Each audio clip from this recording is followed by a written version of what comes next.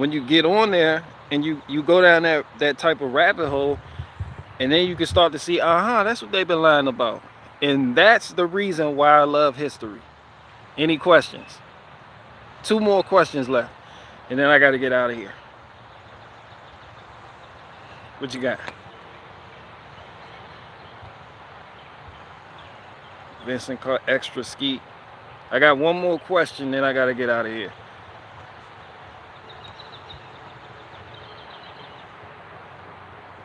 It's my birthday, BFG in Australia, Australia. Make me a big BG, hold the yeet, extra skeet, special boy, yogurt cup. Faith, can you ban friendly ghost, please?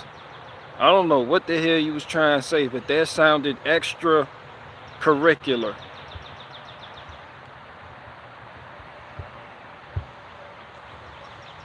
What's up, Freedom Inc? The big homie himself.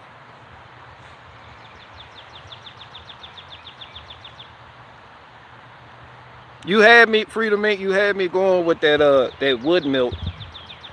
As soon as I clicked on the link and watched it, I was like, damn, I should have came up with this shit myself. Then I seen the end, I felt stupid as fuck. I was like, oh, okay, they got jokes.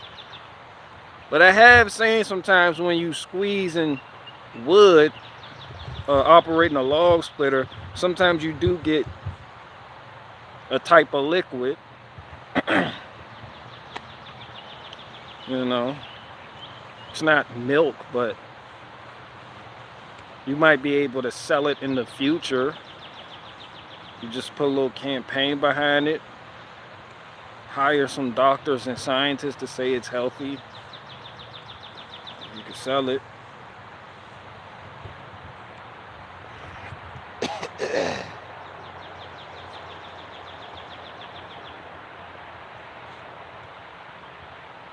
You should do your own version of it. Yeah, I've been feeling like getting back into skits. It's just gonna be like stupid skits though, not like no deep share this with somebody so you can wake them up type shit. Just like on my Caleb City shit.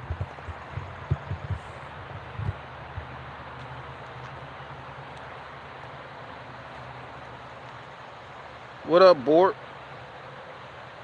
Shout out to the Walt Nation. I am science, hell yeah.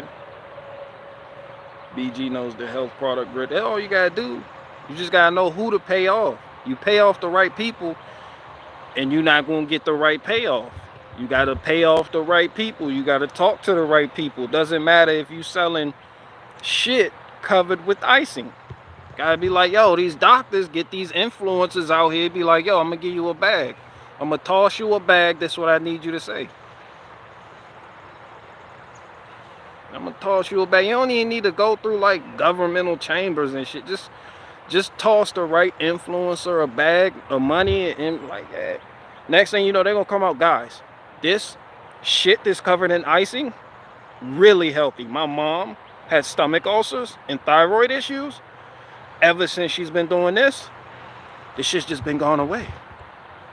Like, this shit works miracles, son. Yo, you get Joe Rogan involved. You tap on Joe Rogan's shoulder. Yo, I'm gonna toss you a bag. Go ahead, promote this. You already promoting DMT and mushrooms.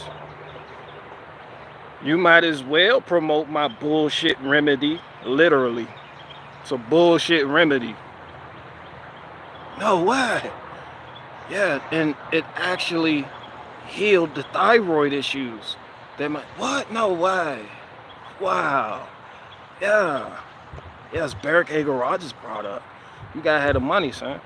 With the money, then you get the influence. Once you buy off the influencers, because that's where the power is now. In like YouTube and online media personalities.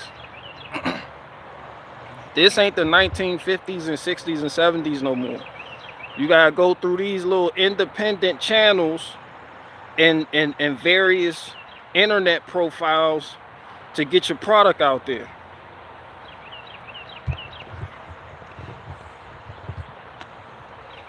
And then hope you get shut down. All right, I'm gonna tell you why.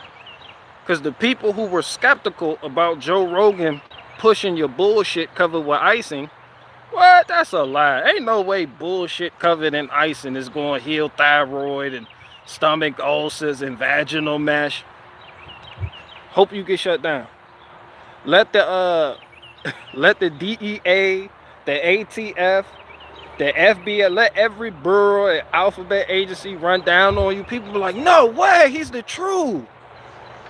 He's the truth. Let you get locked up. Man, I'm buying that shit. Where that shit at? We gotta support him. You know it worked.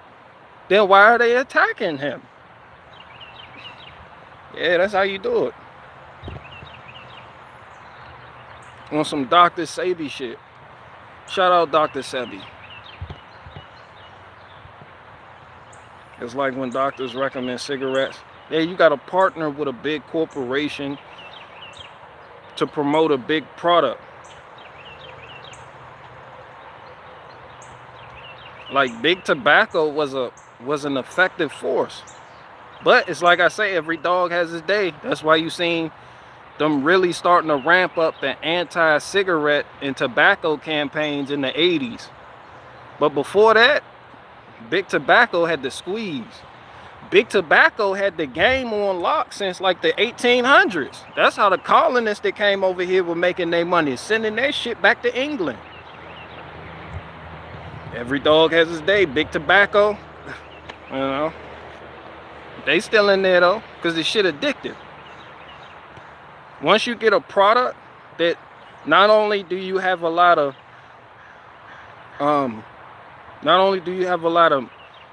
people that have mental connections with the product, now you add in the addiction thing, and now people just can't leave it alone. It doesn't matter what the government comes out and says against it or for it. People like, yeah, that's my shit. You know, just look at coke. Look at crack cocaine, which is just a rocked up form of coke. Only reason crack cocaine came about was after the coke bust, the booms in the 70s, and a lot of plugs. That shit was getting scarce, so niggas was trying to figure out how we gonna stretch this kilo right here. Like niggas, you know, did some mad scientist shit. You know, niggas was cutting this shit with baking soda, was just sitting there with a razor. They just figured out like, yo, we can go ahead, get the pan, we can set this shit on boil the water, put the shit in the jar, swirl a bitch around. You can see the rocks break off and they fall to the fucking bottom, son. Next thing you know, you got rocks, son. And a little joint like this, that shit going for like 100. But you want to make it affordable, so you break that rock in a little smaller piece. Now you got a dub. Now you got a dub. Now you got 20s. Now you got a 5-pack. You got people coming with the fat, but ain't no money in that. So you got dimes. You got the dime right here, little rock, little baby rock. That's one blast. You see the fiends, they crush up the can, poke a hole in it, light that bitch on fire, and then suck out one end. Quick blast. It's a quick high, and it's extremely addictive, and it only lasts 30 minutes. But you done stretched out the product, you know.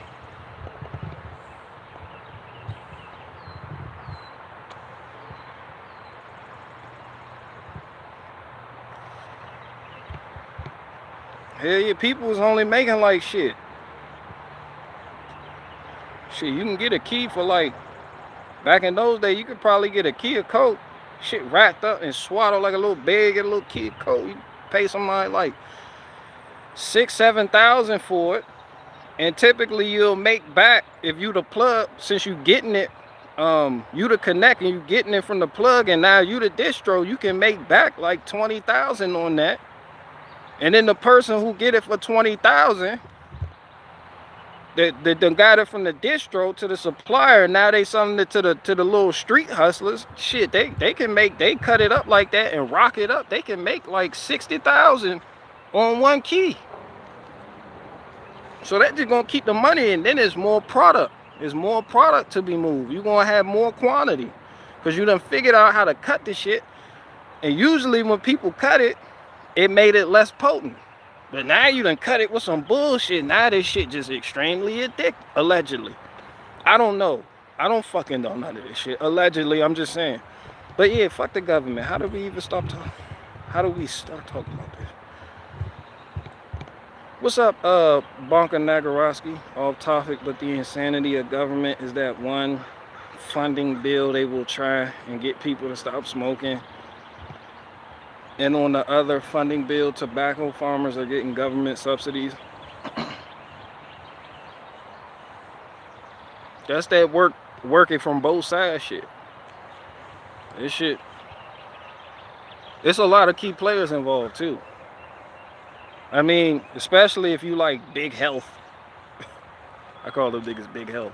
But if you like one of these health cartels, you have no financial interest in running campaigns to really keep people from smoking, you know, because it's circular. It's just a circle of servitude. They all serving each other. It's just what they tell you. But that's why I say don't listen to what people say. Look at what they do. Like, oh, you telling us this, but you funding them. Like, why is that? Because we'll tell you anything. How do you not know this by now?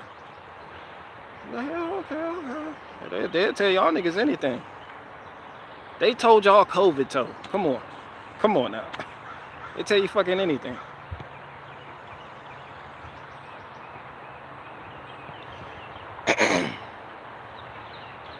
Learning how to sell drugs. Hell nah, I never sold drugs a day in my life. Well, some little bullshit. I ain't never sold no stupid shit. I'm not a drug dealer type.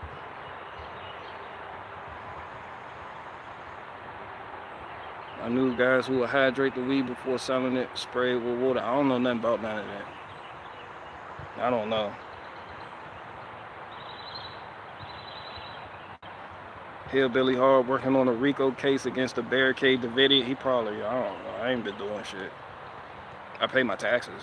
That counts for anything. As soon as you go to like a drug dealer, hey, I pay my taxes. What's the big idea? These 43 kilos of cocaine in your trunk, in the trunk of your Cutlass.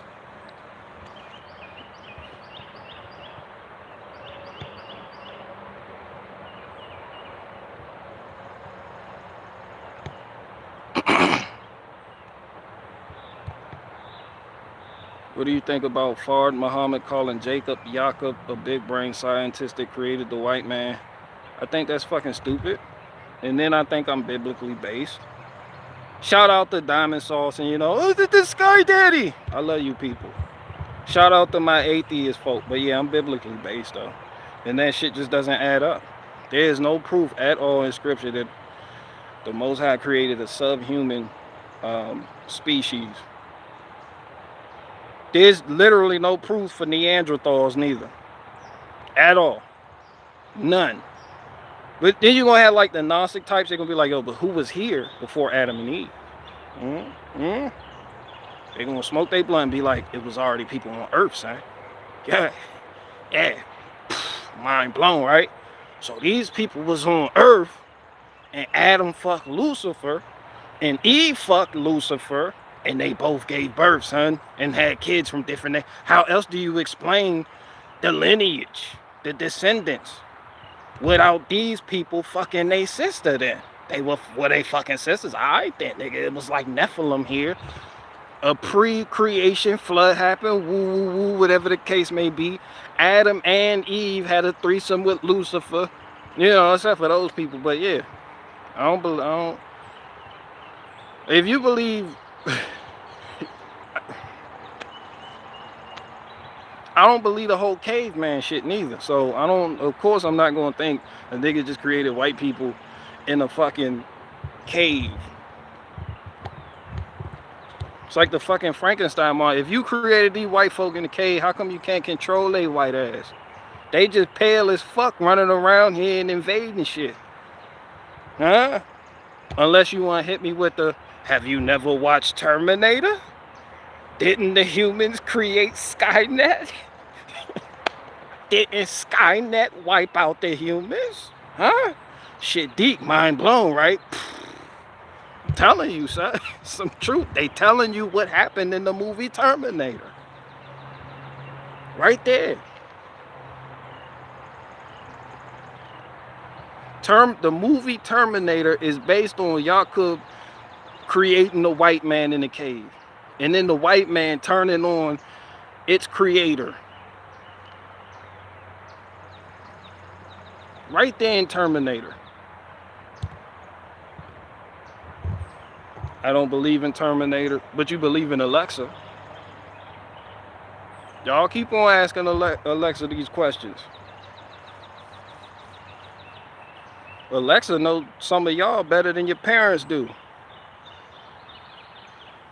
You believe in you believe in Tesla, Alexa, ChatGPT. The biggest threat is deception. Decepticon toasters. One could be in your kitchen right now plotting on you. That whole Decepticon and Autobot concept was cool. Like aliens from outer space, they come to Earth and they can mirror product. That shit is interesting. Like they can just mirror a product, any product. It ain't just machinery. You had one Decepticon, he turned into a bag of Lay's potato chips. We was like, yo, son, what the fuck going on with your genetics? He was just like, potato chip. That nigga transformed into a Pringle can. We was like, yo, we don't know what to trust in nature no more. These niggas can turn into birds, cars. Doesn't even fucking matter. Nigga turned into a gorilla and became the great gorilla. This nigga turned into a fire truck.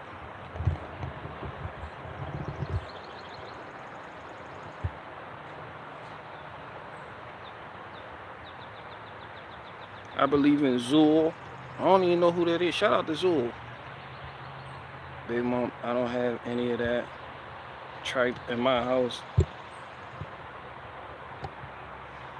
You ask Alexa too many of the wrong questions, you'll have the police at your door. Oh yeah, I'm pretty sure they're listening. Oh, you said Jerry Springer. Jerry Springer died? For real? My favorite Springer moment was when this dude cheated on his wife with a midget with no arms or legs. They wheeled her out in the stretcher thing. He cheated on his wife with a midget. The midget had no arms, no legs. She was an op bop at that point. He ain't do nothing but just lay there and had her just sitting there and spun her around.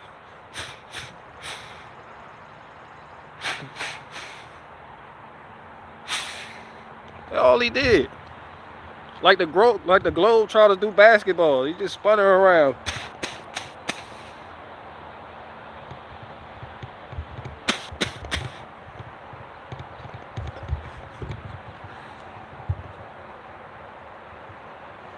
I am the key master. Are you gatekeeper? Most people don't know Springer was the mayor of Cincinnati, got caught writing a city check to a hooker. I had no idea. You just taught me something, Freedom Inc. I did not even know that.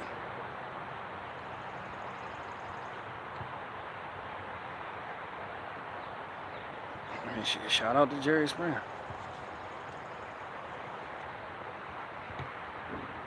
Borp said, what do you believe? I believe Milwaukee is better than DeWalt. Borp.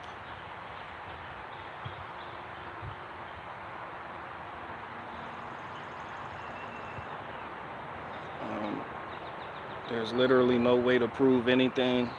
And that means there's no way to prove you are correct about there not being any way to prove anything.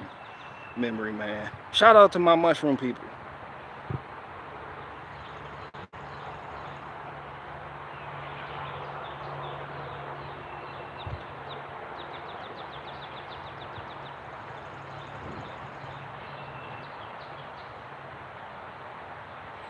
I watched your Bible vid again, BG.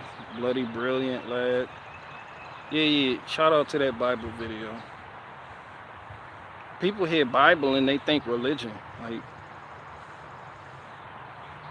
Like if you like movies like Troy and you like series like Spartacus or 300, you know, or Last Kingdom, or Vikings, or, you know, Zulu, or something, then the Bible's for you, son. All that shit right there.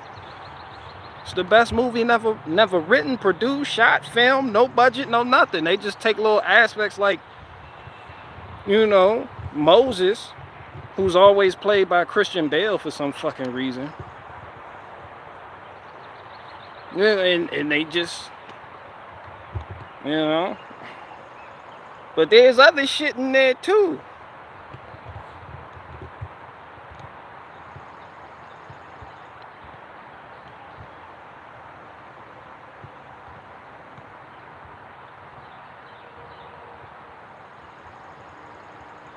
We find these truths about Milwaukee to be self-evident. Hell yeah. I stand by that. MOE. Milwaukee over everything.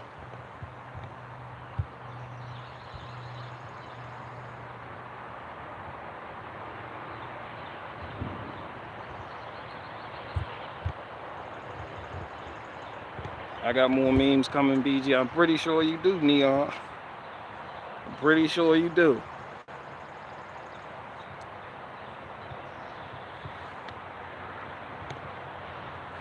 YouTube doing this new thing where it's like, where I hit the live button and YouTube was at my top about like, yo, put people on your live streams, huh? I was like, nah, get the fuck out of here. I closed down the window and that bit popped right back up again. It was like, yo, you can share the live stream. We telling you. Like, you could get, I don't even know what the fuck y'all mean by I need somebody to break that shit down for me. If I enable that, will any one of you niggas just be able to pop up on some Jim Bob live stream shit? Just pop up in a fucking square unauthorized and I don't know.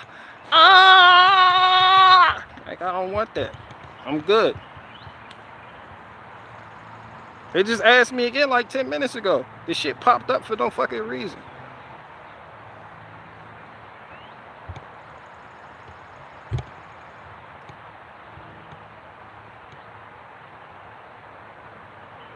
BG, who's your favorite Batman and Joker?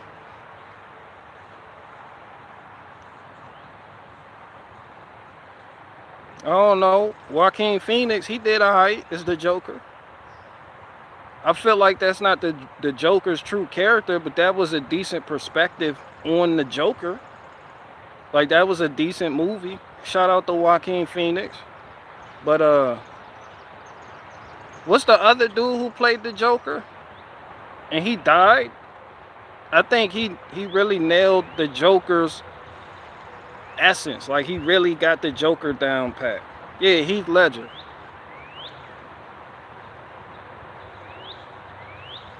Yeah, his Joker was like, yeah, like yeah. Jack Nicholson. Like, Jack Nicholson did play the Joker, didn't he? I mean,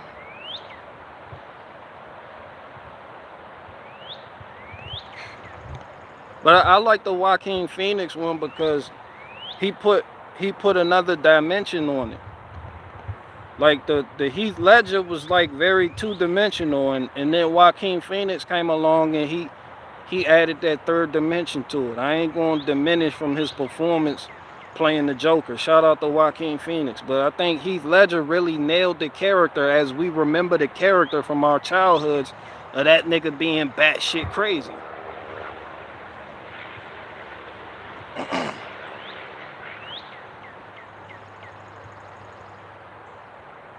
The Joaquin one was all about mental health issues. Yeah, like to humanize them, like to really... They want you to relate. Like they want to, like they made a relatable... That's how they did with Thanos in the Avengers movie too. Like Thanos is supposed to be a mad titan. I believe Thanos killed his parents and killed one of his children. And his other child escaped. But he's like from the planet Titan or some shit. And he's like, his son came back like on some bullshit too. Thanos had a son that was about that action. But yeah, Thanos is supposed to be that nigga. Like they gave him like an agenda. Like he had an agenda, but he was on some climate change shit. Like, yo, if I don't destroy half of everybody in the universe, then the fucking oceans are gonna raise because the polar ice caps are melting. So I gotta get the gauntlet and I gotta get all the gemstones, bedazzle the gauntlet, and then snap. Yo, I'm gonna fix climate change. And we were like, yo, you a mad titan though. Like, you don't give a fuck about climate change. You don't give a fuck about overpopulation. They made them all overly logical. It was like, the world needs balance. I was like, yo, son, you from the planet Titan, nigga. You just, like, your upper body doesn't even fit with your lower body. Now you want to talk reason and logic? I will snap. I will snap.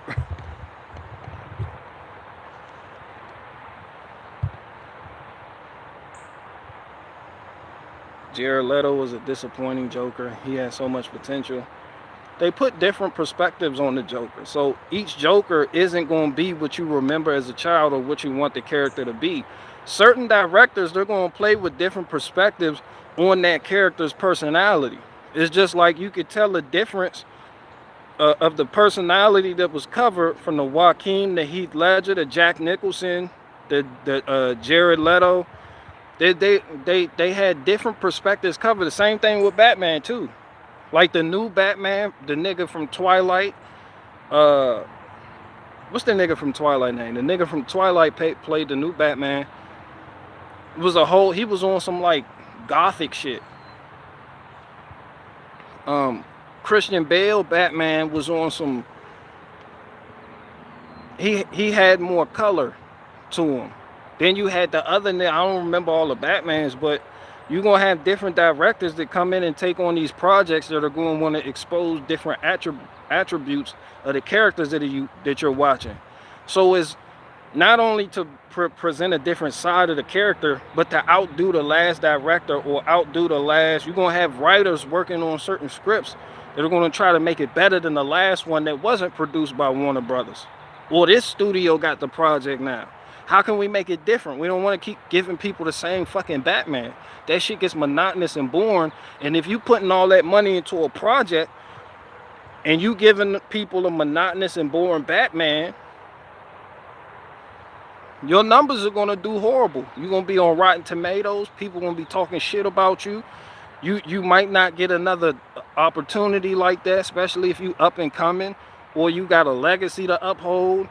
And like, it's a whole lot going on. So it's just not about what you people want to see. It's about bringing a different side. That's why all these movies are the same character. They different.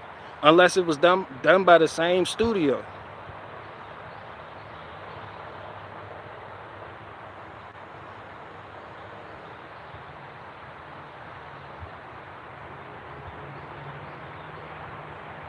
Yeah, Robert Pattinson. He played the new Batman. His wife cheated on him.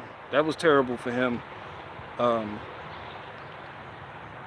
they got together after they starred in Twilight together, and then she just cheated on him with like a fucking costume designer or some shit like that.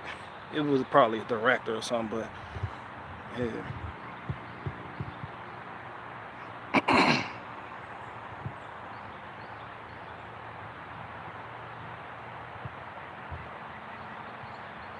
But why do Adam West was the best Batman? Yeah, but that's all they trying to do, just present a different side so they can get their numbers up. And so it's not to make the film monotonous, so that when they put the budget on there, they can actually make a profit after they pay people off for the studio's sake. And then too, certain characters, certain actors that are playing certain people, they are going to be held back by what the writers do, how they write the script, and the director. Some of them don't have like creative control over the character that they're playing. So you may have a good actor that's in a shitty movie because he played a shitty character based on the screenwriters and what the director had in mind with his vision for the project. Like it's a lot in it.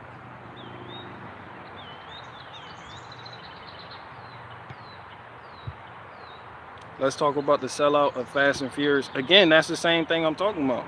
The same shit I'm talking about now. That's how they did it with Fast and Furious.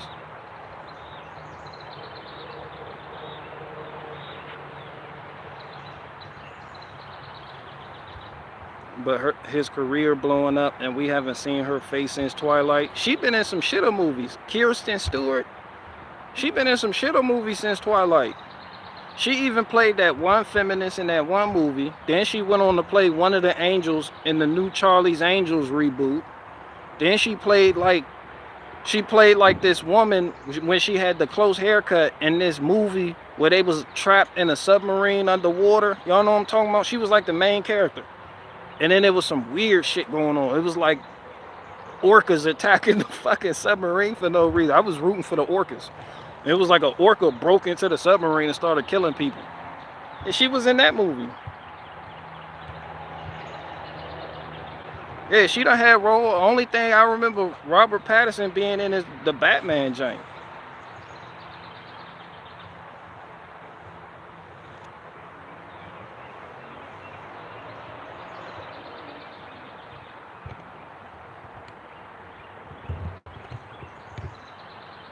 Dude, I watched the first 3 Fast and Furious. After that, I knew it was a work. I don't even know what a work mean. I seen the last one I seen was it had Bow Wow in there, and Lil Bow Wow was in there, and it had the dude that didn't have the main character in that one. Was that the second or third one? It was probably the third. Tokyo Drift. Yeah, they were in British Columbia or some weird shit. There was a whole bunch of Chinese people there. They were being chased by the Yakuza. And Bow Wow was in there, and the dude, the main character, had nothing to do with the first 2 movies. I was trying to figure out why the fuck they even put him in there. Like, what did he have to do with Vin Diesel and Ludacris and Tyrese?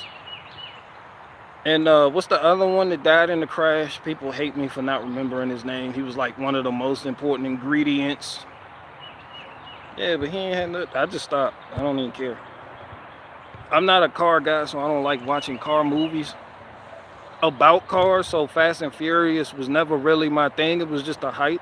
But I don't want to go to a theater and just watch a bunch of people racing cars. Like, if I wanted to do that shit, I'll tune in to NASCAR. So I was pleasantly surprised with the turn of events that took place in the Fast and Furious movies. But at a certain point, it just got to be monotonous and not interesting. Like, you could predict the whole movie just from like the first time. You already know how the movie's going to go. You know who the bad guys are going to be, what the goal is. Sometimes it's just a whole bunch of that they in it for the visual effects and the titles, the prestige that comes with being in the movie. But as far as like actually having content, it's just another hollowed out movie.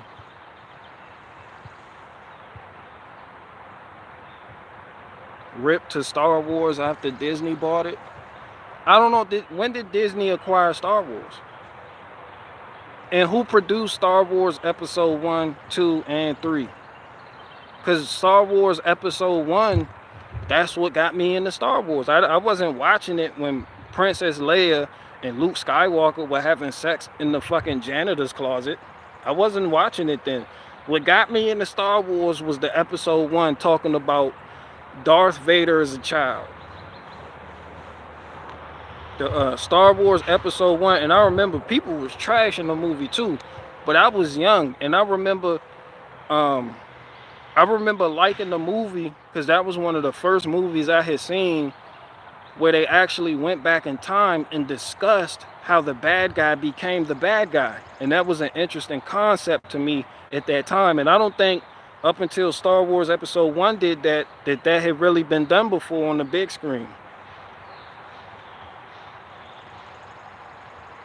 So I appreciated it for that. And then you had Episode 2 with the culmination of Star Wars Episode 3.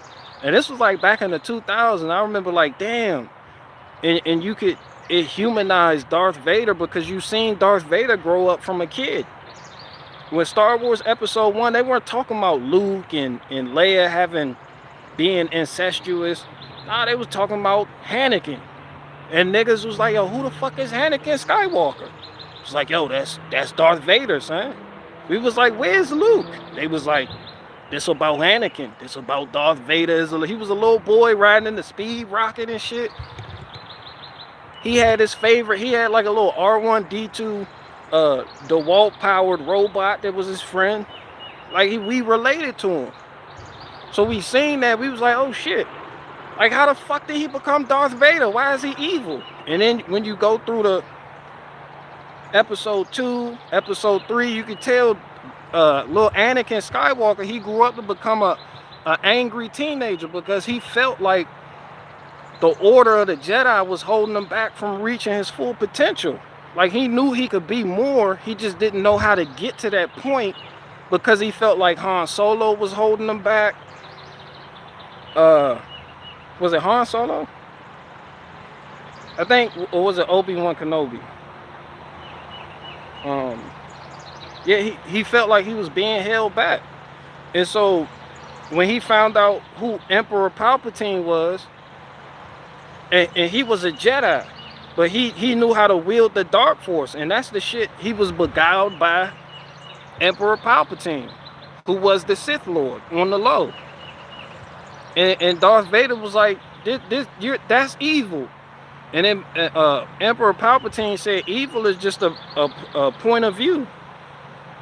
It's like what's evil for them isn't what's evil for us, and what's evil for us isn't evil for them. There's a disconnect. And you can see the light going on in Anakin Skywalker's head. He was like, ah. But then he fell in love with Padme. He wasn't even supposed to be with Padme and them. So he was putting babies in Padme. He put twins in her. And then when he went on going do that bullshit, and then he turned on the Jedi and started killing. That's when Order 66 came out. And that nigga, you seen Anakin Skywalker, he was nice with the sword. Like he was a beast with the saber play. He came through slaughtering Jedi Kid and everything. Just vroom, vroom. Jedi Kid was dying left and fucking right. This shit was wild, son.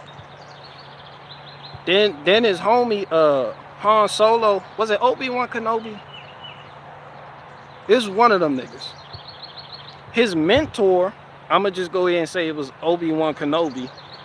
Yeah, his mentor tried to stop him and was like, stop, because his mentor had love for him. He raised him. It was Obi-Wan Kenobi raised this little nigga up from the time he was a little nigga. He was like, yo, what happened to you? You see his eyes just started getting dark. He was like, oh, you've been lying and holding me back. So then he engaged with his mentor, Obi-Wan, and Obi-Wan knocked his dick in the dirt, and Anakin wasn't feeling that shit. So they were fighting. The last scene, it was by the lava, like the shit was exploding. He hit the shit, pow, get him out of here. Darth Vader, well, Anakin Skywalker, he was still there wielding the saber. He was like, he got his ass beat the first time. Obi-Wan Kenobi was like, yo, chill. There's still time to make all this right. He was like, no. He was like, he turned into an emotional boy at that point. And then Obi-Wan knocked his dick in the dirt again. And then he was just sitting there crawling. He was like, I will kill you. I will kill you all. Like anger consumed him. And that's when the lava like kind of came up and took his legs. And then one of his arms was missing. And then Obi-Wan, he did what a big homie would do. And he didn't end his life. He just kind of left him there. He left him there to die. Me, I would have killed the nigga. So Obi-Wan left the little nigga there to die. And the Sith Lord found him. And he was just, oh. And the Sith Lord was like, rise, my child. And then the thing, you know, that's when they open up on the closing scene. And Darth Vader, he became Darth Vader. Like, he was like, you are Anakin Skywalker no more. You are now Darth Vader. And then he was just, that when you heard it, because that's how he had to breathe and shit after the lava fucked him up, because his mentor knocked his dick in the dirt, right? He got, his ego was shook. And then he was just upset. He was like, what happened to my wife? And the Sith Lord told him, in your rage, you killed Padme. And he was like, no! And that's when he shook the whole ship. And that's when the stormtroopers in the other room, make it stop! Cut it off! Give me yogurt! And that's when that ended. So when I seen that, that's when I got into Star Wars. I was like, shit, now I understand Darth Vader. And when you see that and how Darth Vader came up and how he became the Sith Lord, you can see his mistakes, and then you can see how when he was fighting Luke Skywalker, and like he wasn't really going at Luke Skywalker with Darth Vader could have ended Luke Skywalker easy. Like Darth Vader at this point, he knew how to wield the dark force, the light force. Like he was a beast. Like Darth Vader was that nigga.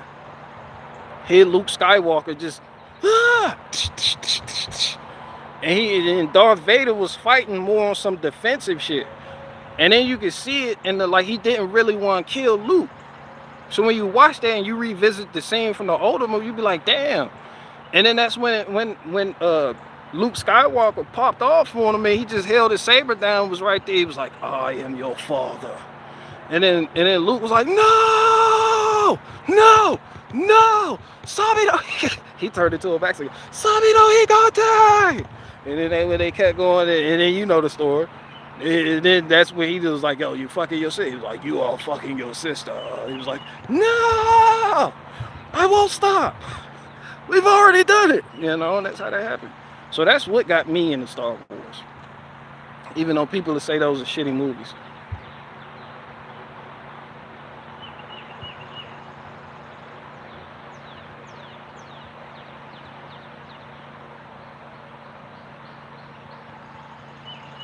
Yeah. Emperor Palpatine sounded just like Batachi running free. If Emperor Palpatine was Southern, Batachi running free. Back in my day, we could wield the dark force and the light force and had some Mott's applesauce. You know, that was him.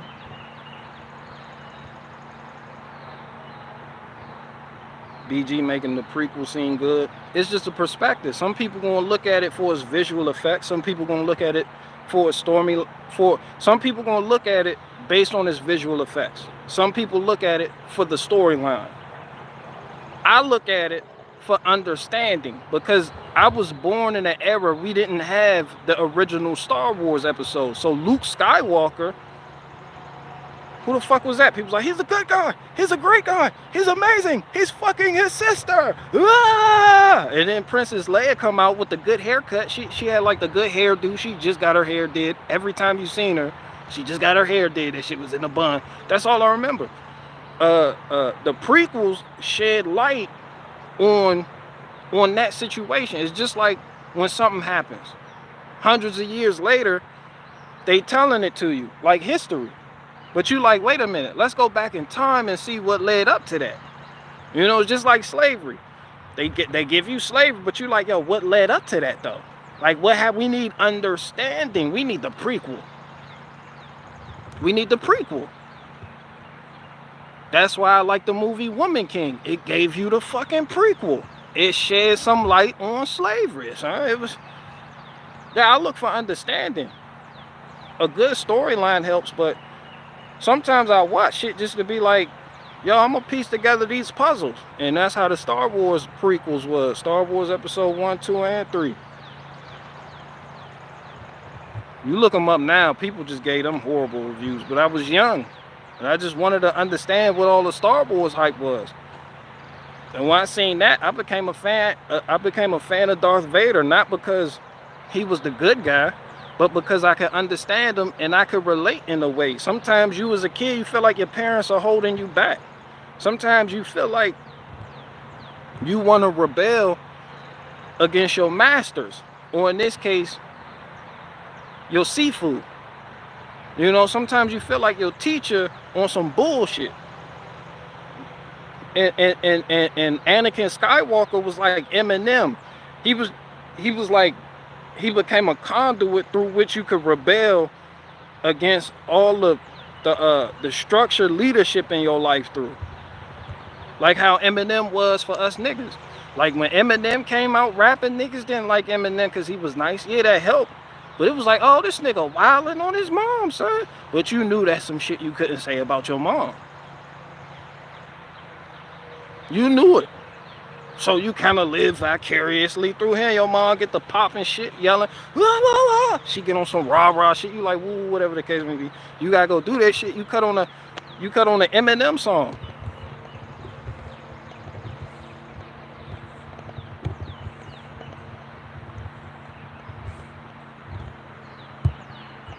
And you just live through these right now. You like, I like how Eminem is just he a free boy, saying whatever he want. Like, you couldn't say no shit like that about the #1 rule in nigga households: don't bring no shame on the family.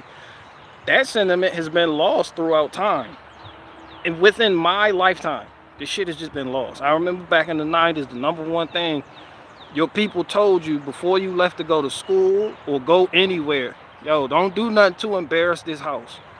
Like, niggas was big on that shit. Don't embarrass this house. You had your brothers, your sisters. Y'all had to act right. A lot of the times when you did get jumped on by your parents, it wasn't because, really, I don't even think it was because of your behavior as much as it was because your behavior brought shame. You know, that was back in a time where if you played in the street and you was acting out, wild and crying, acting on, other people's parents would see that, and your parents was privy to that. And parents don't judge the child. You as a child don't understand this. You think it's all about you. You think when you act out, it's about you. No parent, no adult looks at a child misbehave and judges the child like, what's wrong with that child? No, they immediately go to the parents. They like, yo, see that child? Rebellious. Something wrong with his parents. And that's what your parents knew. And that brought shame on your house because you was out there acting like a fucking monkey without a banana. Now your parents getting side-eye every time they go down the street, or you see them at the PTA meeting, other parents just, you know, that's what day and age it was.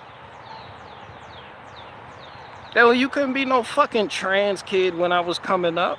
You fucking kidding me? Your parents would jump on you. That's why I said that shit has been, that sentiment of don't bring shame on your household has been lost within my lifetime.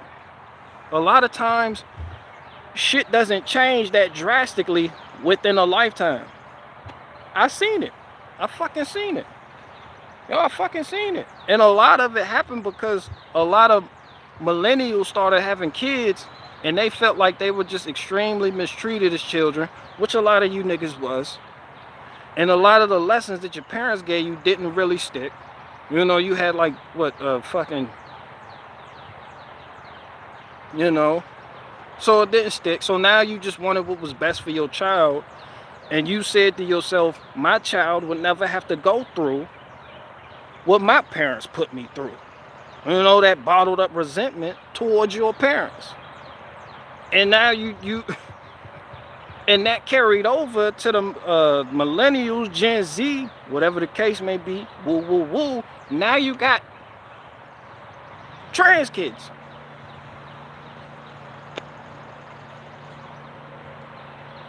Your parents will jump on you the minute your mom didn't play that shit. If you got caught playing in your mom's closet and wearing her bra, walking around her, your mom gonna jump on you. You didn't have to worry about your dad.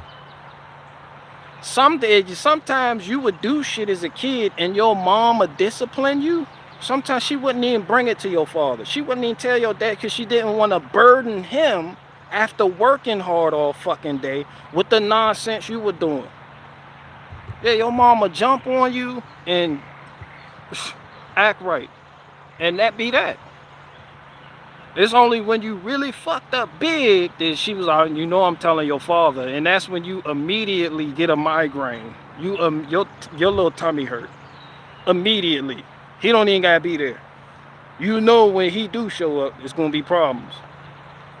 Wasn't no fucking trans kids when I was and that's one of the reasons you brought shame on the household. Like, yo, you shaming.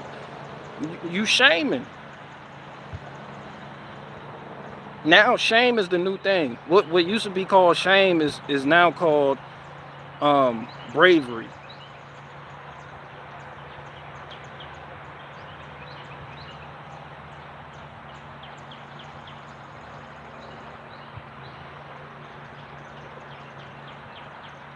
Anakin was a total beta.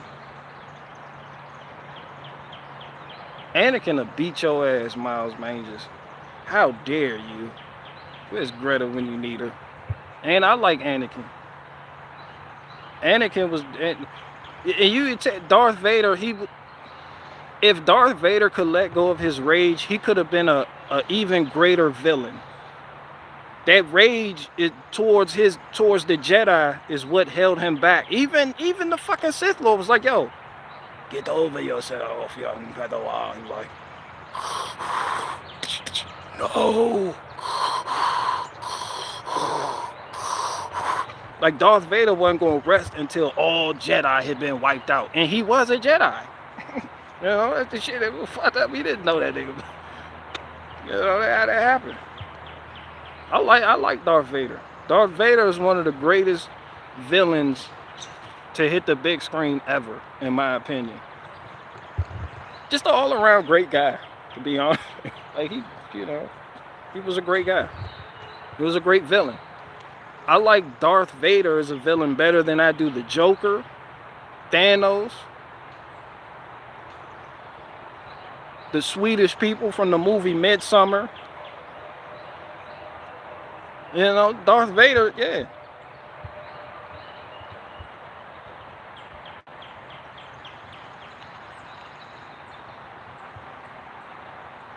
Darth Maul was ass. He was dumpster juice.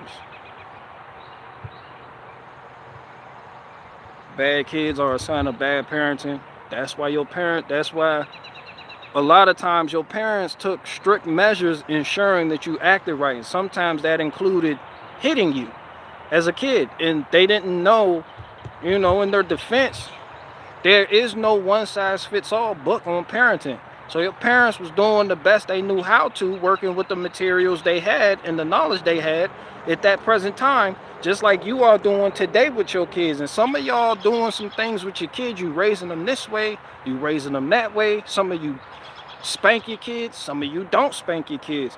Whatever decision you choose to make with your kids, sometimes that can lead directly to how they end up as an adult. And sometimes the outcome may not be the desired outcome or the one that you expected. But you did what you did based on the information you had and the experience you had, and you did it to the best of your ability. You know, like I know there's a lot of bad parents out there, but I don't think a lot of bad parents are bad parents intentionally. I think you just call them bad parents because they raise their kids differently than you, because they have a different outlook on life. And that's going to lead to certain kids being raised up a certain way. It's just like when a lot of parents, they pulled back and was like, I'm not going to discipline my kids. My parents did that to me. Now you got a lot of fucking homosexual kids running the fuck around. You know? And you got I don't want to be a helicopter parent. Now you got the free range parenting shit. You know, back in my day, you had to be home when the street light cut on and you weren't home, it was problems. Now, I don't give a fuck where you at. You just pull up. Where were you? We were worried. I was at Timmy's house. Okay, cool. Get ready for school. No questions, no further inquiries, no nothing. No crusade, no pundit, just nothing, nigga. Just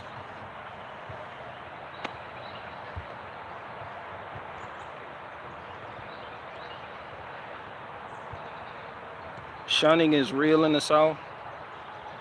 I remember back in my day, which wasn't my day, it was before my day, more like Watachi's day. If you were in the South and you had a kid out of wedlock, your parents would send the kid up north. Wouldn't nobody speak of that nigga ever in your family. They wouldn't even bring it up at family reunions. It would be as if you didn't even have a fucking kid. Why? Because that shit was frowned upon. That shit was like one of the ultimate evils. They looked at that like how you niggas look at trans kids today. That shit is just unacceptable. No matter how much you love, but the kid is coming. Like, we don't give a fuck. You're not bringing shame on this family. Send them up north. Little kid sent up north, be adopted by some fucking family, you know. I don't know what the fuck happened to the kid, but now you had to get married. You go back in the South, like back in the 80s, in the 70s, 80s, and 90s, All the women had to fix their face before they left. You didn't have a bunch of women just going out looking like anything. It was like, fix your face before you go outside. You know what I mean? You had to wash your face, brush your teeth. You had to make sure your hair looked like something. You had to look presentable. You couldn't look like a fucking street whore, and you couldn't just go out looking like anything because you were too lazy to put something on. They were big on that. But the culture has shifted now.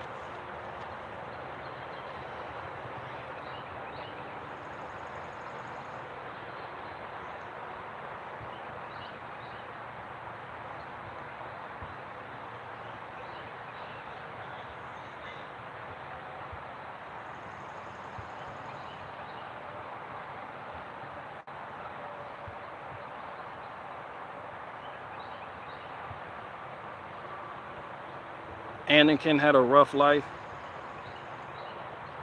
Faith, can you get KG Hacks the top 100 of yogurt? I don't even know that. I don't know if he's in your Rolodex or not, but Anakin didn't have a hard life. That nigga had a robot powered by a DeWalt battery. Which one of you niggas has that? He had a fucking speed racer, son. No, that nigga had white privilege.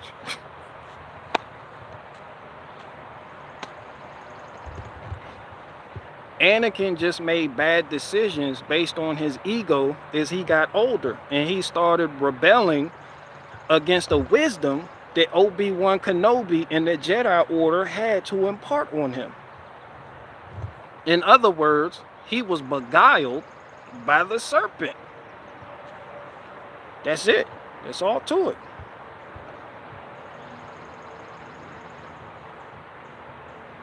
No, if Darth Vader had his remain, if Anakin Skywalker hadn't made those decisions, he could have been the most powerful Jedi in Jedi history.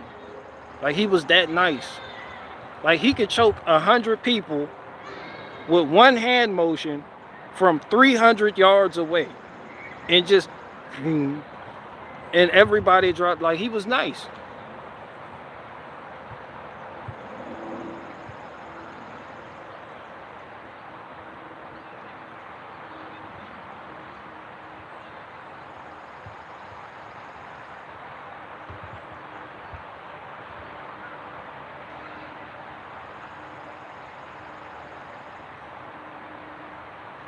Destroying families is a key goal for some groups, but some groups, not due to any outside influence, destroy their own families because they think they're doing what's best for their family.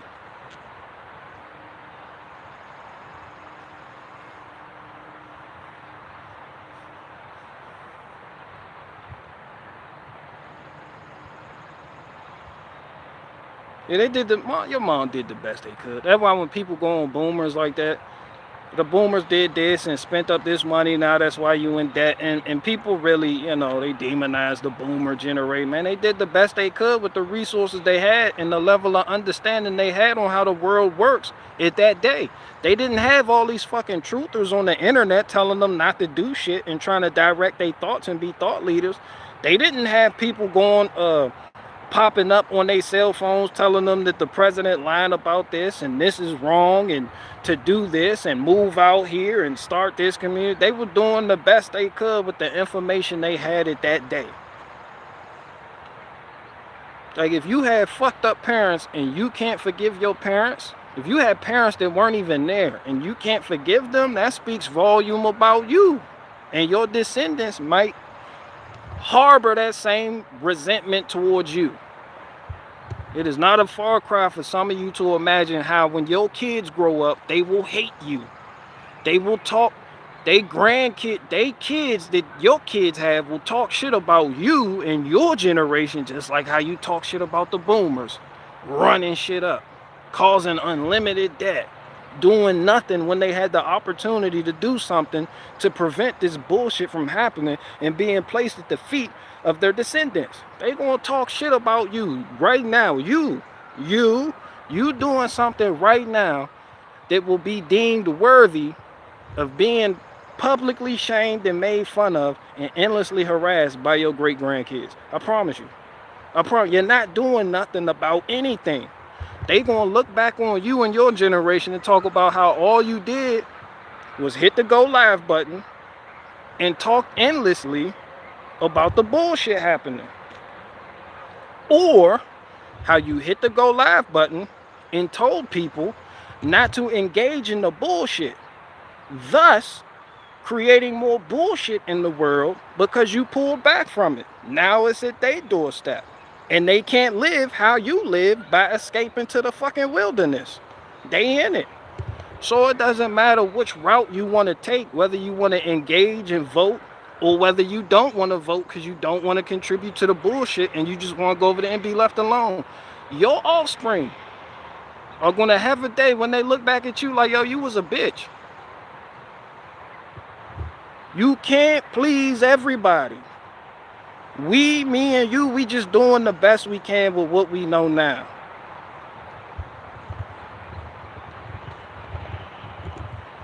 Imagine finding out 100 years from now what you want. You'll be dead. That, hey, we should have stayed in the cities and fought for this shit. Fought to make these changes. Because that shit has taken over. Or just, yo, we should have kind of pulled back and just kind of did our own thing off to the side and just kept having unlimited kids. And they would have, whatever route you take. Right now, you are the boomers. Right fucking now. You. Not the boomers, you. You the boomer. And whatever decisions you make in this life, understand that not all of your descendants will be happy with what you did.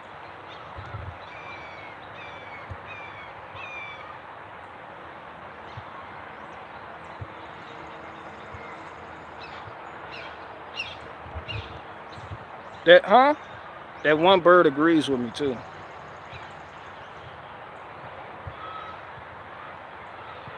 Do you have members badges? Hell no. Faith got my people in a Rolodex. I mean, we know. We know who, you know, we know who we are. I don't have badges. I have one woman with a Rolodex and a fanny pack and a magic marker and an igloo cooler filled with Chobani and Oikos and Yoplait yogurt. No fucking badges.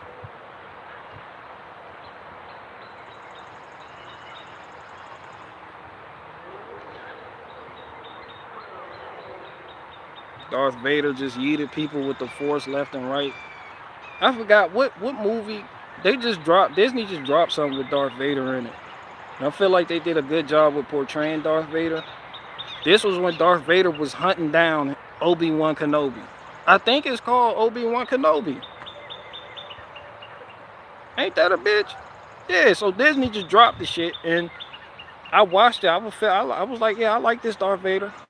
It's in key, like this happened after the prequel. Like it's supposed to be taking place after episode 3. Like what happened after, like Darth Vader on the ship and he just murking niggas. Like Darth Vader was like one of the first villains who you really couldn't bring. I'm telling them now, son. Y'all gotta forgive my hawk. That's my hawk. Okay, he's being chased by a crow. Okay, the crow and the hawk are fighting. Okay. One the Empire, one the New Republic. Okay, we got you.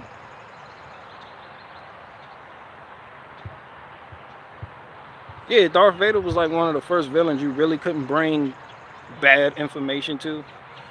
Like the stormtroopers be like, sir, Obi-Wan got away, sir.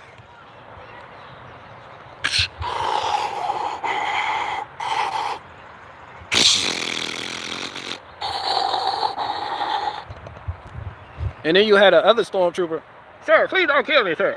I'm doing that.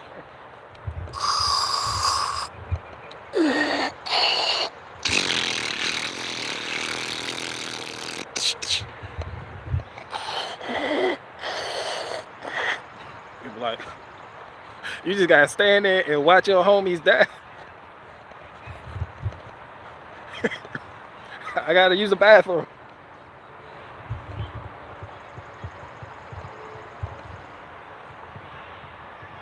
What boomers didn't have Ben Shapiro to enlighten them. Boomers didn't have whoever it is you watching that enlighten you to enlighten them. Some of you in here right now can't understand it and wrap your minds around it that these people were born in an era where all they had was the fucking newspaper and this shit on TV. Can you really fucking blame? Wasn't no fucking Tim Pools and alternative media and all these other niggas that y'all be watching that call themselves truthers to be influential. Wasn't no fucking influencers. They had that one nigga on TV in the newspaper. And y'all are judging that generation based on the standards of this generation. It's no different than how when niggas talk about slavery, the same shit. It's like you lack understanding surrounding it because you coming at it with a modern mindset. You know? You don't know the struggle. You don't know the joys. You don't know the pain. You don't know the triumph. You don't know the victory. You don't know the fall. All you are is a nigga that think you are enlightened because you have a fucking laptop and a fucking computer and you got this truther nigga Owen Benjamin or some other truther nigga James True, or you got that nigga over there and that nigga saying the earth is flat, all on your fucking device giving you information constantly, telling you the left versus right, trans kid, all you got, your mind is confounded with so much bullshit that you lack understanding on the root of the issue. It's not about you. That's why I'll never have like resentment towards the boomers. Boomer is a funny word, but I understand it. It was the baby boom after the war. They called the generation the baby boom. That's when a lot of Americans started having kids. They old as fuck now, but they are the product of that. They are the product of endless, unlimited propaganda. You are too. And your grandkids are going to see that. You don't see how you've been misled because you think you know everything. You think, I got this person telling me, I got that person telling me the truth, I got this person telling me the truth. Your grandkids are going to see through you. They are. You could be long dead by then. They're going to grow up and be like, you know what? This generation really fucked us.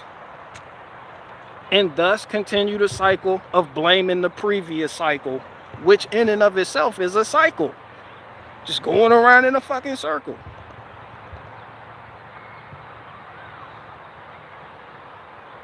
BG, thoughts on the Pope's title, servant of the servants, specifically servants being plural. I don't know. The Pope was like the first nigga I know to wear 3 gold chains. I don't know. This nigga had a bedazzled Jesus pendant. I was like, yo, this nigga, yeah.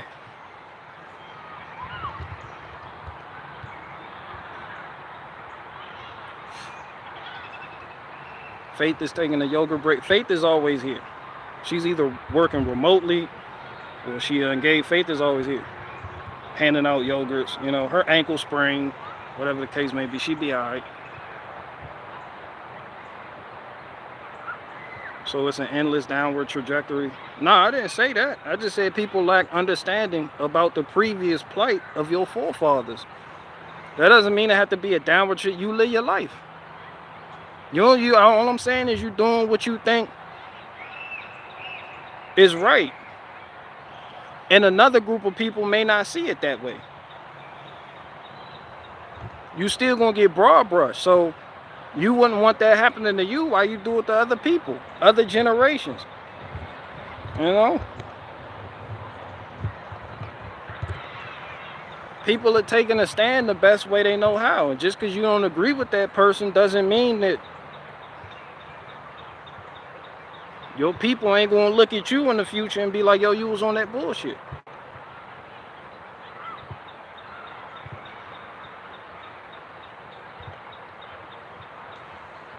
We should have left the city and moved to the country.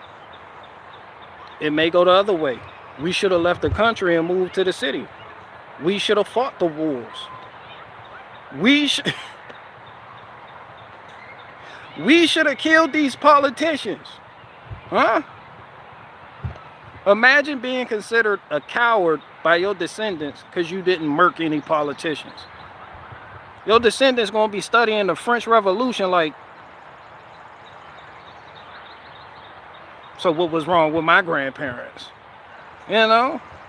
Like y'all didn't murk nobody, but y'all made all these videos stating what the problem was exactly, and no one fucking died, son.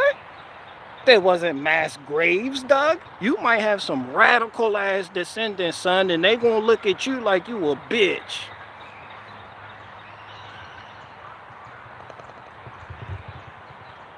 All that move out the city and go to the country and be left alone, they might look at you like you a bitch for doing that. They're gonna be like, where the fuck was the stand taken?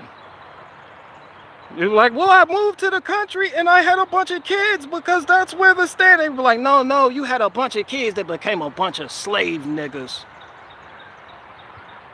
The slaves had kids, some shitter kids. Still selling and going in a fucking slave. What the fuck do kids gotta do? You gotta kill. All these fucking politicians you done called out and you ain't catching that one fucking body. George Soros old as fuck. He's still alive. Your descendant, why the fuck didn't my ancestors take this nigga out when they had the chance? I'm like, just imagine, like, put a perspective on it. That's why I said the people who like, yo, we moving out of the city into the country and we gonna have a bunch of kids. That's gonna save the world and solve all our problems. Put some perspective on that. See it from the other side. See it from the future. That's why I like history, because we are history. I love history. I didn't pay attention in history class because they didn't present history as we are history. But when you hear me talk, I'm a ghost. I'm already a ghost because I will die. I have my day. My date is already set. I will die. No one's immortal. I will sleep. I will die. I will cease to exist. Whatever you want to call it. It's going to be me and all of you. You will die. You are a fucking ghost. People going to be talking about you the same way people talk about George Washington. Or Pocahontas and Powhatan. Or Harold Bluetooth or Ragnar Lothbrok. Or Bjorn Ironside or Shaka Zulu. People gonna be talking about niggas from today the same fucking way we history. That's why history is important, because we are currently history. And it sounds cheesy, but yeah, your actions kind of shape the fucking future, you know? There's nothing that people did in history was right. You know, people in history did what they thought was right. You want to tell the farmers that were a part of the Holodomor, like, yeah, you should have left the fucking cities and just went and became a fucking farmer. Now people looking at them like, how come they didn't take a fucking stand? What happened with that? Yo, they just fucking left at a time when everybody was fucking fighting and they just went to the fucking countryside to live like lollipops and cookies and bubbles. You know, you're gonna have people that, so it's nothing you could do that's gonna be perceived as the correct way to do things down throughout time. That's why I just live. I don't even concern myself with that bullshit. I just live. It's just like anything you do right now online. Some people gonna love it, some people gonna hate it. And that transcends history. Some people love Hitler, some people hate him. Some people love Stalin, some people fucking hate him. Some people love Mao Zedong and them niggas. Pol Pot and them niggas. The Derg of Junta and them niggas. Haile Selassie and them niggas. Some people hate them.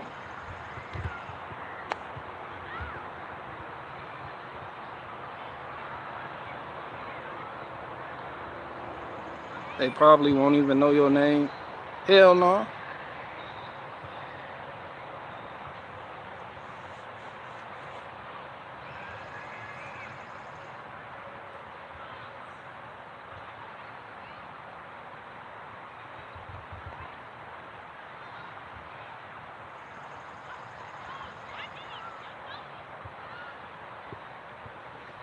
BG, do you have a blue drip? No. All my shit natural. Matter of fact, where's Zach M at? Huh? You like that, don't you, Zach M, huh? Huh? Yeah. Yeah, you like that, don't you? Huh? Yeah, you don't like dreads, huh?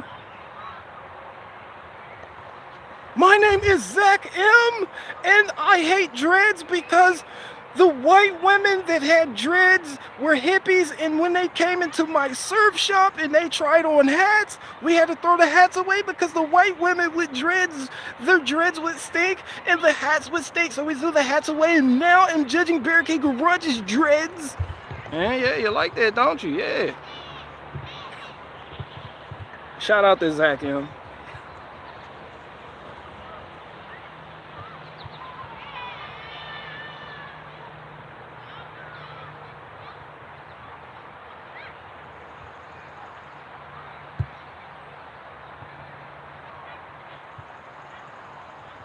We need a new baby boom.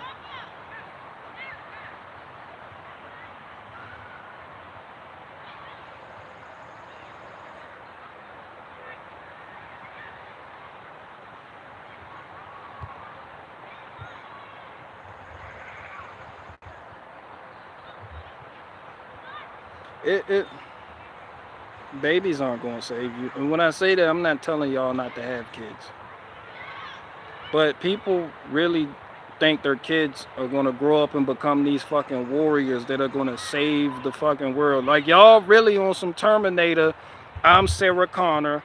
I'm going to give birth to a whole bunch of fucking kids, and one of them going to be John Connor. It's like nations seem to be getting... nations seem to be taking over. Shit was almost divine. Like, it didn't matter how many fucking kids you have. When it's your ticket, it's your ticket. And I don't know, there's not one country or one nation that has ever stopped the change of that nation by having kids. When it was up, it was up. That's all to it. Man, that's all to it. That's why I said nations change faces. That's why I named this Egypt, because you get the Egypt want to sue Netflix for how they portray Cleopatra. They say they made Cleopatra a black woman. Well, I mean, Cleopatra wasn't black. It is what it is. Egypt changed so many faces. She was a descendant of one of Alexander the Great's generals or some shit. Like, she was born in Egypt, but she wasn't an Egyptian.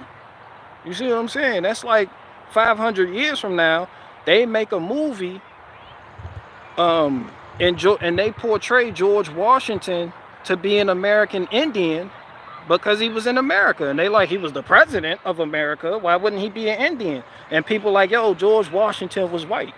And they're like, that's not true. America was filled with brown people. And they're like, son, nations change faces, son. It is what it is. Like, they put over, like, shit happened. You know how many, it's something to be said about Egypt, biblically speaking. Egypt became every nation's bitch. Egypt was immediately taken over by, I was like, oh, how the mighty have fallen. Egypt used to be a powerful, back when they were Kemet. They called themselves Kemet, but through Hellenization, through the Greeks, they were called Egypt. But it was Kemet. Before it was Kemet, it was Mizraim. You can read about them in the book of Genesis, chapter 10, verse 6. Ham, one of Ham's descendants was what you now know as Egypt. And Ham's descendants populated all of Africa, from what we can tell. To the Cushitic Empire, one of his sons was named Cush. Another one of his sons was named Canaan. And in the land of Canaan, if you look at it, it was where Israel is. So even back in those days, nations changed faces because the Israelites invaded Canaan. And that was before the Philistines even showed the fuck up. They were just a bunch of niggas just chilling, and these niggas come and then woo get shit popping. Next thing you know, it's Israel. They changed the name. And same thing with the Irish. They were out there, Celtic people, woo. Next thing you know, they called it Alba. Here comes some fucking Germanic invaders. Now they call this shit England. Like, and the English weren't even the original people of the UK. So it's like, nations always say it doesn't matter what you do, shit happens, son. Like, your kid, it's saying this probably sound like some black pill shit or something, but yeah, your kid's not gonna save you. If anything, they're gonna be buying and selling into slavery. They're gonna engage in the activities that are socially acceptable of that day. That's why I'm telling y'all now, like, y'all have a plan for your kids. You be like, oh, I'm keeping my kids away from that. They're not gonna do that. But as I go back to the English had a culture, a specific culture. The British sent ships to colonize America. There were 13 British colonies. Do you think the Englishmen who were loyal to the crown would ever think their offspring would rebel against the crown? They was like, nah, this our culture. What are you doing? Everything I do for my king. My king has been put over us through divine inspiration, through the blessing of the Pope and God and all this and that. And here we are. And now they had offspring that just rebel against our culture, our heritage, and everything, and now they running around calling themselves American. See how that worked? Put yourself in the other people's shoes. Like, that shit don't matter. But they kids didn't hold the line. Nah, they became something else. They became something else entirely. Man, that's how I look at it. Not to be on some shit, but there's a perspective for everything. Sure, hopefully BG leaves us some wood in his will.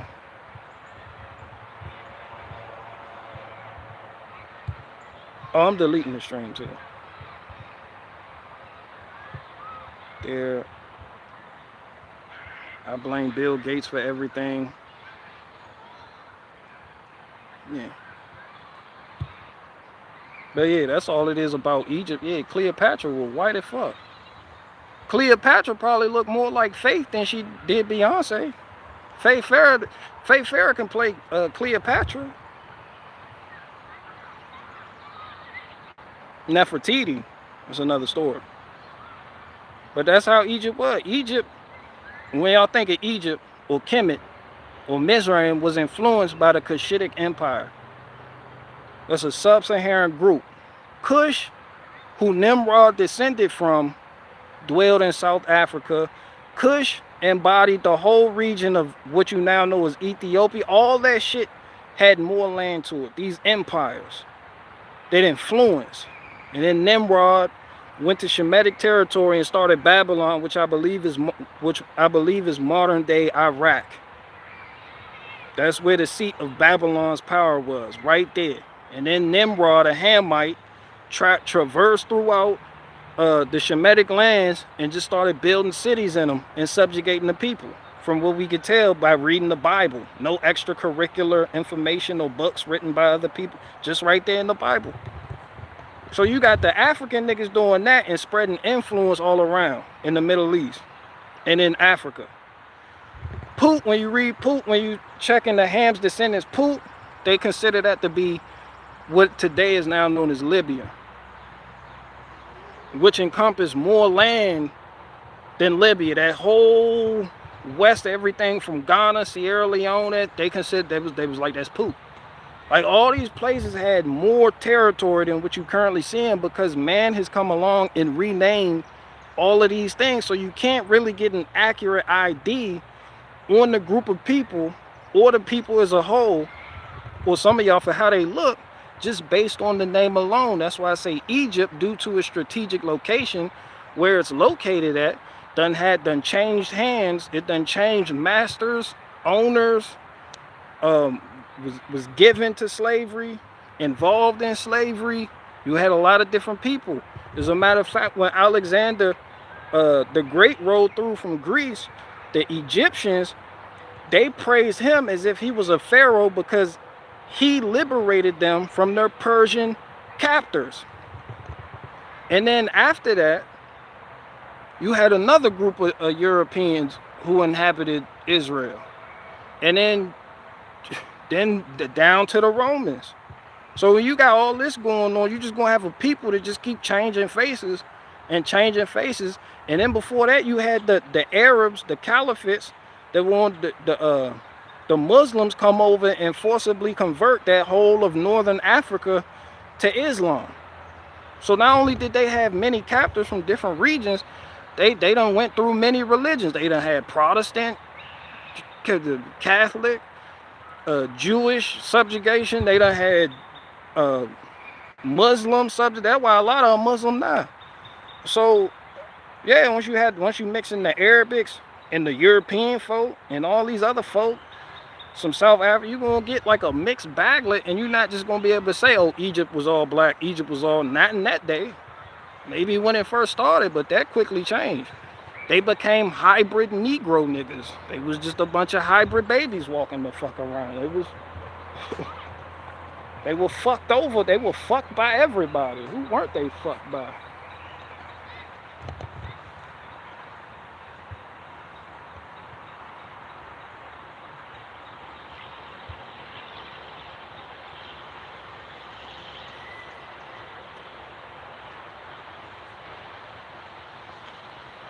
What's good? What's up, Jessica?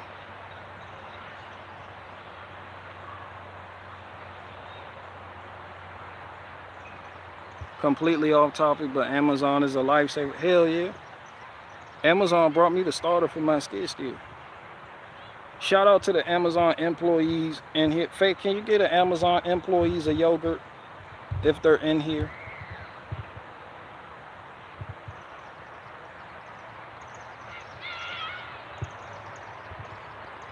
But yeah, y'all have kids. So I'm supposed to tell you that, but people have kids. Like, you have vain reasons for having kids. I mean, it's like I told y'all. Um, I don't know if you ever read the book of Job, but having kids never saved no one. And that's just true. You are not saved through your kids or how many kids you have, because your vain reasons for having kids is so that they can grow up and change the world to shape it to your will.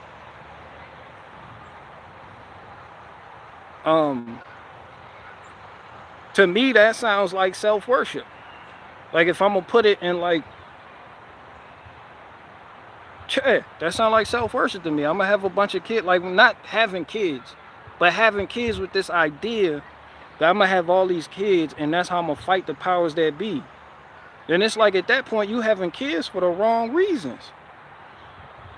You read the book of Job, all of Job's kids died on their birthday, and he was left with nothing. No one to pass anything down with, nothing. His wife died.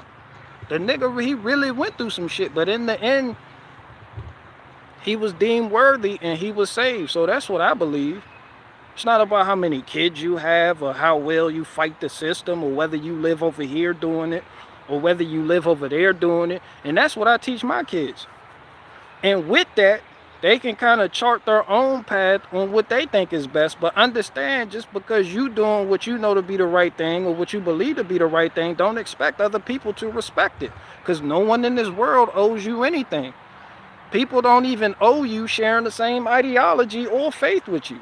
That's just how the world has always worked. And with that, you can gain a sort of self-confidence to be able to do what you know to do is right. And you can go ahead and from there, you could just grow. You could grow towards your purpose on this earth.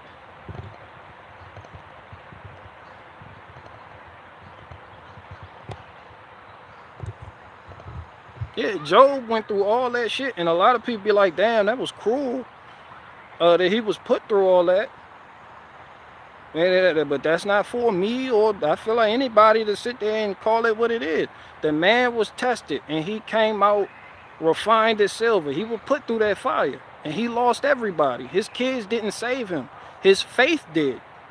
That faith, that's what's important. That's why you have kids. Your kids have that faith and you continue that. That's the saving grace, because we all die. We are finite as fuck. We die. They go back to the earth. That's why I showed y'all the earth. That's what you're going to go back to. You're not taking nothing with you.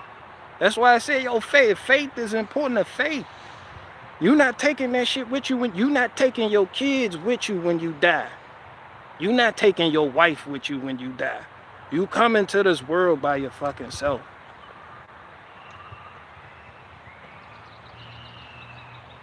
A lot of people, they'll read the terms and call it a commandment where it would say be fruitful and multiply, but that wasn't the purpose we were put here for. That's what we do because the people you descend from rebelled. Shawty did something she had no fucking business doing. And that's why women have birth pains to this day. You know? This ain't the Garden of Eden, son. It's that faith. That faith is what's gonna lead you. It's gonna guide you out of there. But you know, not to get into all that shit. Shout out to Diamond Sauce and Matthew Mouth Boys and all them people. I'm just saying I have a different outlook on things.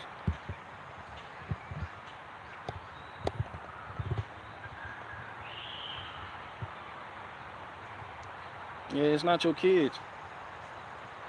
Adam and Eve having kids didn't save them from dying. That death, people be escaping death. I mean, people, man, make all these plans like, yeah, I'm gonna have these kids, they're gonna be doing this. When they get old, they're gonna be doing that when they're, and they spirit not even right. You know, they sit there. You could do all of the be fruitful and multiply. Well, Abraham was deemed worthy. All these people were deemed worthy, and it wasn't because they had kids. Even though he was told, yo, your name is now from Abram to Abraham, because Abraham means father of many nations. That's where you get the song, Father Abraham had many sons, and many sons had Father Abraham. I'm one of them, and so are you. So let's just praise the Lord. And that's where you get that shit from. But at the end of the day, it was the faith on everything, even with Jacob before his name was Israel. It was that faith. Like, yo, you have a greater purpose here on the world, here your life. Same thing with Joe. Same thing with everybody. Same thing with everyone. You read Hebrews 11, you can see all who died without receiving the promises, but they believed on things that yet did not come. They believed in things that were still far off, but they had faith and they died in that faith. That's why scriptures teach that he that endureth to the end, that same shall be saved. The Phoenician gang got around. Yeah, the Phoenicians, everybody got around. The Phoenicians, they was just a group of like the Assyrians, everybody got around. You look up the northern 10 tribes of Israel, they were having kids, they were fucking. They had some shit of kids. They still got captured by the Assyrians. The Assyrians displaced the fuck out of the northern 10 tribes of Israel. Sold them niggas into slavery and everything. Sold them and their kids that they had into slavery. That shit didn't save them. They fell out of favor because they refused to stop worshiping idols. They worship hinder gods. That's what the fuck the problem was. In the southern tribe of Judah and Benjamin, they seen that shit, was like, ooh. Take the staff. Take it down. Nah, we good down here. We got it. That's what the fuck happened. And then when they got on that bullshit, didn't matter how many kids they had. They got the Babylonians marched in, captured them niggas, and in the slavery they go. Kids and everything, babies and mamas, all types of shit.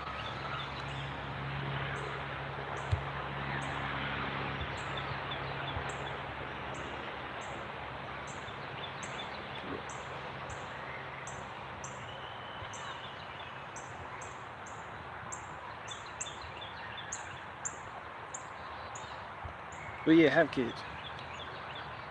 I don't want people.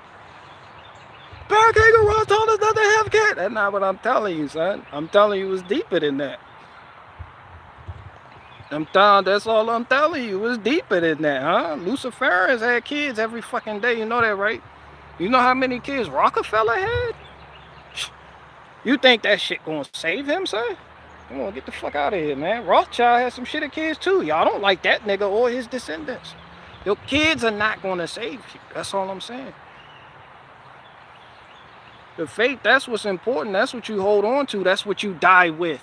You don't die with your kids, you die with your faith. If your spirit foul and you fucked up, got a bad smell spiritually, it don't matter how many kids you have.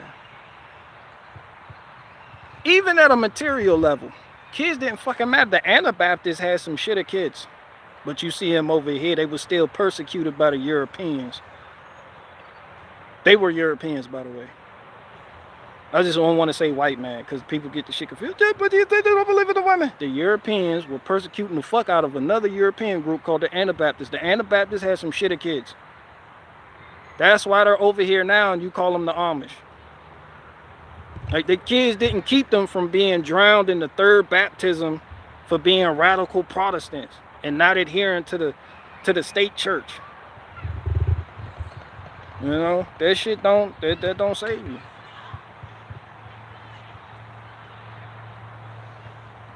People say just get kids. They have the kid. Man, that shit don't matter. The demographics can change at the drop of a hat. Not just because of kids, but because of other powers. You know how many kids that African households had? You seen the Akon interviews? He said his dad had like 8 wives. He had like 40 brothers and sisters. Africans been living like that. You go to Ghana, Liberia, Sierra Leone, multiple wives. They got some shitter kids, a village of kids. What happened? The white man happened. The European happened. The European didn't come through and say, oh, they got some shitter kids. We can't take them. Nah, nigga. It's your time. Every dog has his day. It's your time. If it's up, it's stuck. If it's up, it's stuck. Your culture may keep you back. Your culture may be the reason you get invaded and taken over. And your kids sold into slavery. You know, niggas had opportunity to use guns. But a lot of tribes rejected it because they seen that shit is evil and say with the same thing y'all say now. Oh, y'all shooting each other with guns. How about you put the gun down and fight like a man? Yeah, them Africans, they thought like that too. And you see what happened. They got wiped the fuck out. Even the British, when they went to the Zulu nation in South Africa, won a lot of battles, but they lost the war because they refused to give up their culture of combat. It was like, yo, that's for weak men. Well, the white man done came through and shot the shit out of you. Now you're no longer Zulu. There is no nation. When you think of South Africa, you think of Europeans. You know? It's just how that goes for the dude who said, well, if that's how you went talking about the Jews and how they trick everybody in deceit, and why they're running the country now, the dude was like, well, if that's how you win, I don't want to win. Now you know how Africans felt. If I gotta play like the Jews, modern warfare reinvents itself every couple hundred years and it becomes something else. Before it was swords. Then it was bows and arrows. From stones to sticks, bows and arrows, swords to cannons, to guns, to Glocks, to fully automatics, to propaganda. If you can't keep up as a nation, then that nation that has kept up is going to come in and invade your shit. Doesn't matter how moral you think you are, your morals will not always lead to you being prosperous. Sometimes you will suffer. That's why I told y'all damn near all of the apostles got executed because they stood on what they believed in. But people of that time say, damn, all they had to do was stop preaching this message. They pulled it. They was like, damn, all they had to do was reject. They even knew the nigga. That's how they see it then. But we in another age, we see it as something entirely different. These niggas stood on what they believed in. You know, you look at Apostle Paul, he stood on what he believed in. Like, he spoke his shit, even though it meant he may have to beef with Peter. Like, him and Peter, like, he took off on Peter. Then they made up, you know, he was like, it is what it is, woo, woo, woo, whatever the case may be. But that's how it was, son. That's how it was. Certain people, they just stand on what they believe in, and it's a detriment to them and their descendants, their lineage. And then their descendants, like, how come they couldn't just play ball? Huh? Sound familiar?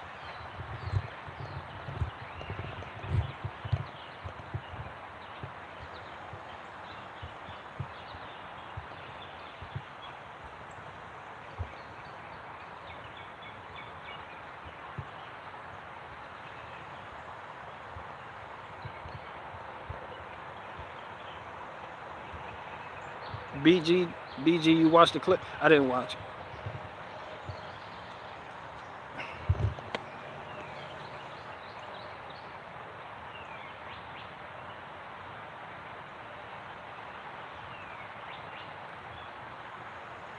I'm gonna watch it. I'm gonna make a note. Faith, make a note for me to remember to watch the clip that O'Darn wants me to watch. What's it called again? I got it. I got you. What's up, dude? Long time lurker. Thanks for the videos. Yeah, I'm doing this for night shift.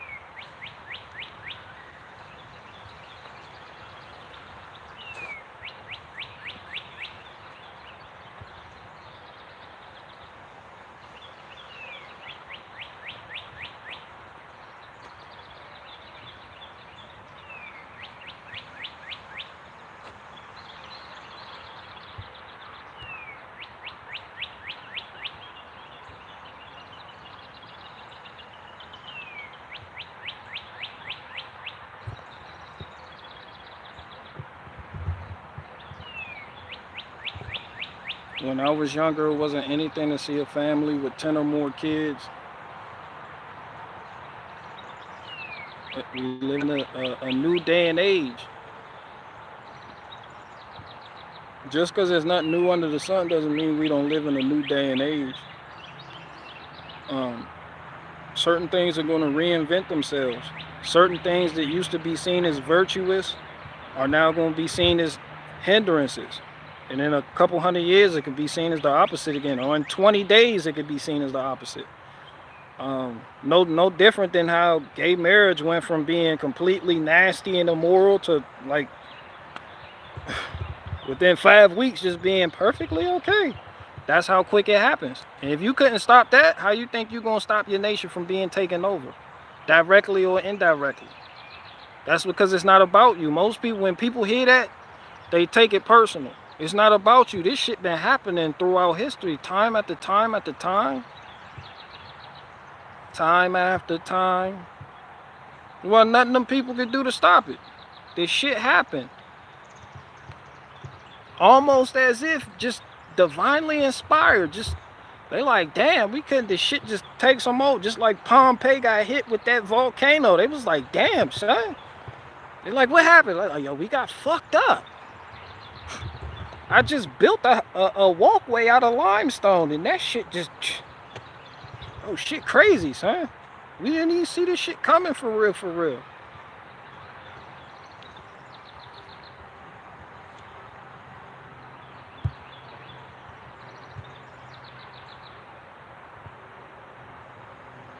Society cannot survive unless the population is kept up. That's not true. You are not society. You are not the all-encompasser of society. Society includes Asian folk too. It's not just about you. Just because your society collapsed doesn't mean another one won't move in and procreate and take over the shit for a couple hundred years. There's no different. Like, y'all look at the history of Babylon. It was started by a nigga named Nimrod, who was the son of Cush. Cush was the son of Ham, a South African. Who took it over after the niggas started? The Hittites. Who took it from the Hittites? The Amorites. Who came in after Darius? What the nigga name? King after Darius and now, and once they captured the Hebrews, and then you had the other nigga in there that was like, what's the right and wrong? He was like, a whole new empire gonna start. But before that, it had changed faces, and I believe they say the Amorites had it for like 300 years before the Hittites moved in. Still under the same name, Babylon. They kept it. It was a Babylonian empire, but it was no longer the original people, twice removed. Like, say when you looking at in the future at history, which today you'd be like, damn, they gonna remember America for being Chinese. They gonna be like, damn, that's Chinese. That's China. And you can be like, you're not gonna be there to tell nobody. Be like, nah, the white folk had it. European, like the British colonies, like, nah, they were English people there. And they not gonna believe you. They gonna be like, nah, they China, like America, China. It's fucking China. Like, that's fucking Mexico. Like the Mexicans had that shit. Like, nah, before the Mexicans, it was the white man. Before the white man, it was these Indian niggas. You know, you go on down the line. It's just people. Man, this shit don't stop. This shit don't stop. I don't give a fuck how you think you collapse. It's gonna be another group of people come in. They gonna come in.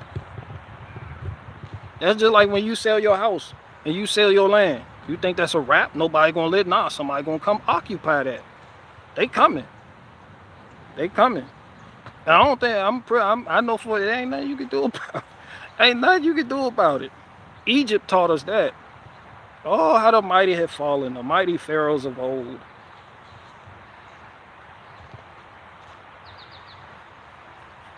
Even the people that say the Egyptians were white. You see how they falling? You mean to tell me these niggas right here that could build these pyramids and do all this marvelous shit that we look at today as being impossible for people that old, just changed faces as a nation like that? Now they look Middle Eastern?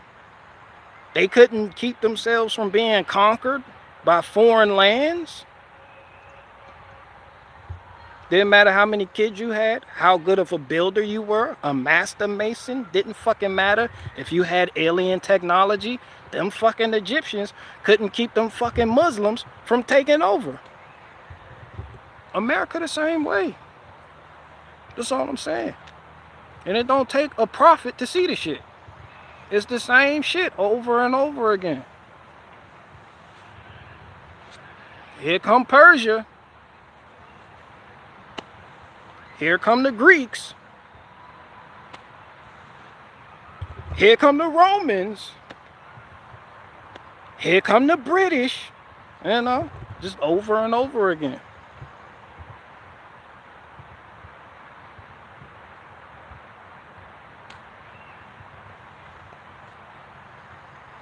Immigration changes the culture. I don't even believe in that, but I feel your sentiment, so I do believe in it. I don't want y'all to get the wrong idea. But people say that like it's a bad thing, even though they did it. It's like you reap what you sow. It's like the Indians would have thought like, yo, immigration is, you know. But here these niggas are. Here these, that's just like the Celtic people. It's like when the German invaded, it was like, nah, immigration, woo, woo, woo. That doesn't stop these German niggas from coming the fuck over here and stealing our identity. You know? Like, best we could do is build a fucking wall right here, and that's what the Welsh did. All that immigration shit, that shit don't mean nothing. It's like these continents, they don't belong to you. They done changed owners so many fucking times like a used car. Once you let it go, somebody else gets it and keeps getting it. Third time removed. How many owners? 4. I mean, I'm just looking beyond politics and beyond people's emotions of what they believe to be their country. It is. Don't get it wrong, but it's not at the same time. It doesn't belong to you. Just because you name it doesn't make it yours. This shit vast. Another group of people more technologically advanced could come in and wipe you out, which looks like it's happening through currency, through media, through all these things, and just completely displace the original inhabitants who aren't the original inhabitants, because the original inhabitants weren't even the original inhabitants, but it was taken from them, and then from them, and then from them, and so on and so forth. It's like hand-me-downs. And then when your sister get this will never get mine, and then your mom and dad have another kid, and now that same thing, you was like, I'll never let it go. You got it. You giving it to somebody else. That's it, bro. We you know how high and mighty we think of ourselves to actually claim a fucking continent? We say, oh no, that's us. Don't get me wrong, I'm against immigrant. This probably sounds wrong. I'm just not in that box of left, right, looking at immigration from the tradition, even though I do. Like, yeah, preserve your culture, but even your culture can't be preserved. Because if your culture could be preserved, then a lot of you descendants of English folk would still be eating tea and biscuits and kneeling at the crown and at the king and queen. You see what I'm saying? That was culture. Like them kings and queens that the Saxons had, that was their culture. They loved it. They didn't want that shit to end. They took pride in kneeling at the feet of their king and swearing fealty to the king. They took pride in that. They belonged. When you watch these movies and they fighting and dying for their king. Their king has a problem with this empire. Like when you look at Last Kingdom and you see the king of Wessex and he just beefing with the Scots, and you see the English, they like, no, we will ride and die for our king. And then you see how the Scots had that same fur, bro. That was the culture. Now you here, now you rebel, now you just like, Democrat, Republican. And all that, like, what the fuck is that? So your culture, you can't preserve, your culture doesn't even belong to you. It's like you gonna get it from, that's why I said, man, the faith is important. Everything else is vanity. Everything. All of it. Your culture isn't even your people's original culture. Some of y'all have the culture today that you call your culture that you're trying to preserve. Your ancestors would be turning over in their grave if they seen you with this culture that you now consider to be your culture. So a lot of them be like, yo, that's the shit we fought against. The fuck are you claiming that for? You know?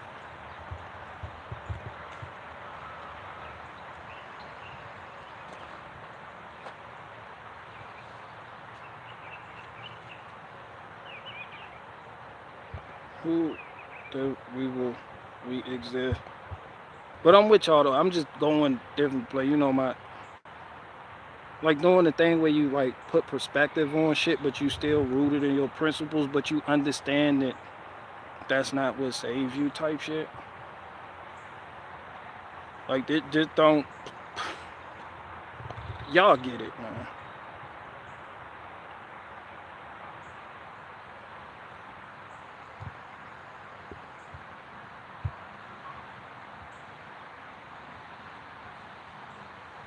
After 2 generations of immigrants, their kids are super Americanized into the American culture, whether it be what you consider to be black culture or what you consider to be white culture.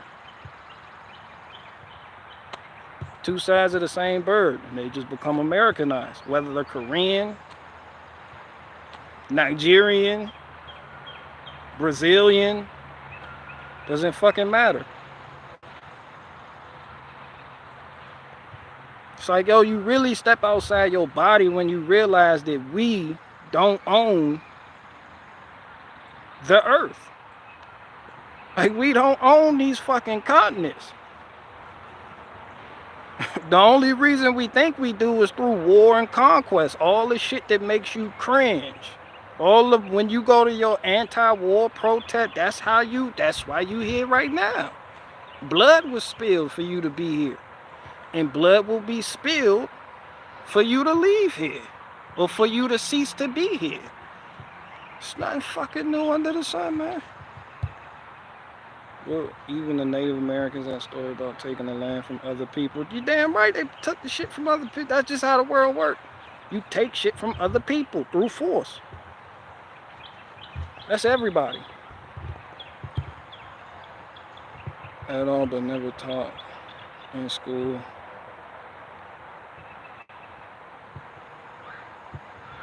Explore the multiverse with Robbie Bop Bop BG. What up? What up, Top G? Don't call me Top G. Bobby Multiverse. What's up, guys? And I am Bobby exploring the multiverse with Baba. And look at this gun. It's a gun, and I got the gun, and now I'm really in the guns, and I'm just shooting the gun. And this is how I talk. We're doing a live stream of Barricade covering Barricade Garage for Owen Benjamin. And this is how I talk. Now, let's get into this. And why also did they also do that? That's how he talked too. He talked just like that. He gonna show you his new gun at the beginning of his live stream with Bobby Universe Explore Bobby Beep Beep Bobby. Your name just hella wild, son.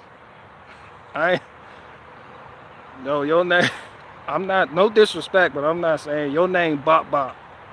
Fuck you, man. I'm not saying all that shit. Your name Bobby. You little Bobby now. What's up with you though?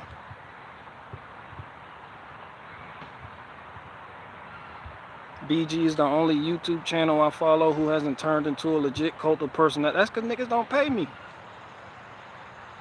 You can't even blame the ones that do turn. You can. But let's step outside our bodies for a second. If you paying somebody money, or you sending them money, or you know you make them, you kind of revolve. It's one of the reasons why Americans are so into politics, even though they know it's bullshit, because they in their mind, hey, our tax dollars are paying these niggas salary. Imagine if Americans understood that they tax dollars just don't pay, and these niggas just show the fuck up out of nowhere and want to take control over what the fuck you do and how you do it, and want to write laws and shit. Just no tax, you don't pay their salary, no nothing. You're not gonna become a cult of personality. Trump, Biden, that shit gonna go out the window for most Americans. They're gonna be like, the fuck is he even talking about? But because you're financially invested in this shit as Americans, and you like, yo, my tax dollars go to this shit, son. Fuck are you, man? Fuck you talking? Yeah, you gonna be in there voting and hitting levers and, you know, you're financially invested. Your money, that shit was time put in somewhere. And you feel like you have a fucking say-so. A lot of people with these channels, they like, yo, I have a fucking say-so, and I will wait right here, just indignant with it too. That's why a lot of bears, they not leaving on Benjamin just because you upset with the nigga. You just, you could be upset with them all you want, but they like, yo, I'm like 800 into this shit right here, son. Like, nah, son, this is my shit right here. Yeah, that's how they feel. They like, I done helped this nigga, I made this nigga. It's like a child at that point. When you fund your child their whole life, you're like, oh, yeah, son, I'm still waiting on us to be able to go to the land that we paid for in North Idaho. Nigga, I'm not going right now. I'm not leaving. Show money, that's why you pay dues, your time. Me, I'm just a broke nigga. Ain't nobody paying me shit. I'm the brokest nigga on YouTube. This is a fact.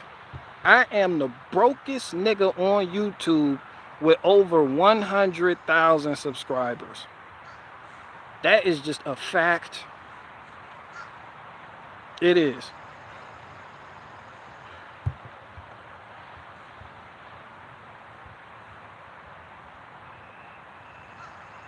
And he's still becoming, he doesn't sell anything, and he's still becoming a low-key cult leader.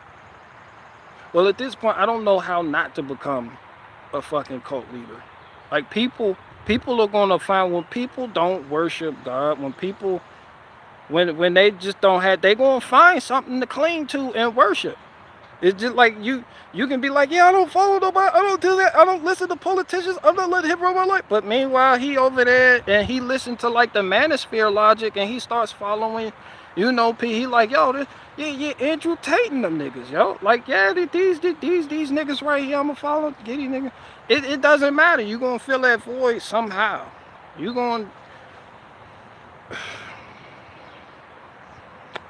I don't know how to do this. I don't have the answers. That's one thing I don't have the answers. Oh, I see you parasailing. Oh, you jumped. Oh, it jumped. Son, I lost it.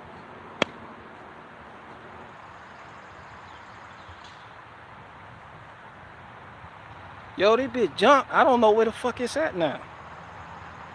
It was baby too. It was like this big. It was so baby that when I did it, it didn't die. And then it was a spot. I felt the web on me. Okay. It's probably biting my balls by now, but yeah, anyway.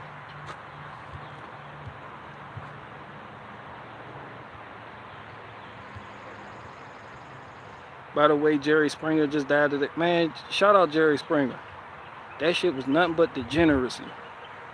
You used to heat up your TV dinner. When that shit came on, you used to heat up your TV dinner, sit at the kitchen table, and watch that stupid shit play out before your own eyes. The weirdest shit ever. was on Jerry Springer. This nigga would come on there, and his wife in the back room, and he like, I haven't cheated on her. This nigga Jerry Springer will pull up footage of this nigga in the back room with one of the models they put in the same room, and he kissing all on her. His wife come out, ah! You're like, wait a minute, now I didn't know I was being recorded. Jerry Springer was a shit mediator too. I know it's fake. People are like, it's fake. It's entertainment.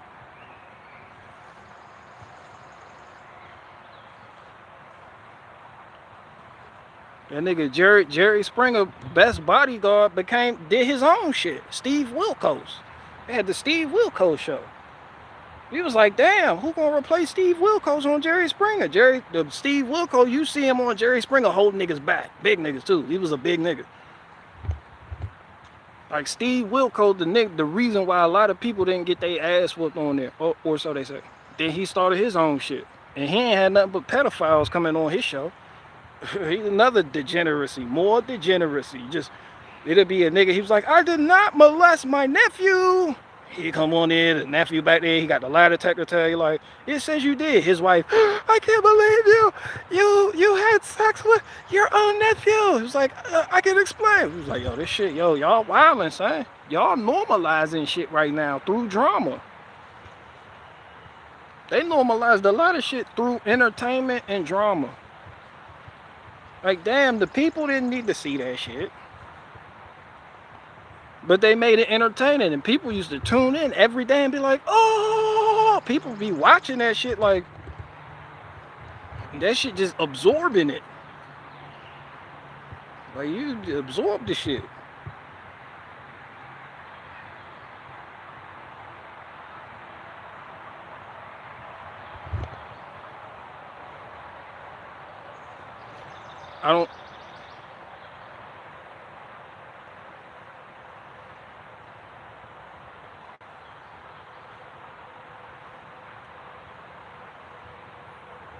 Yeah, I don't know how not to become a cult though.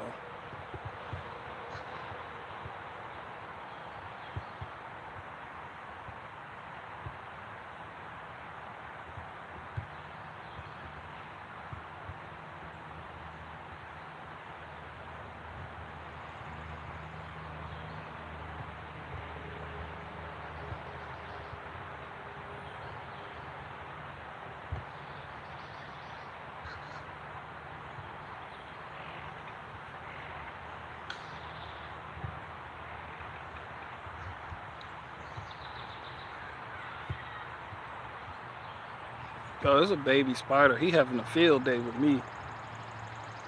I done lost track of that little thing. That nigga on his Peter Parker shit. He's swinging.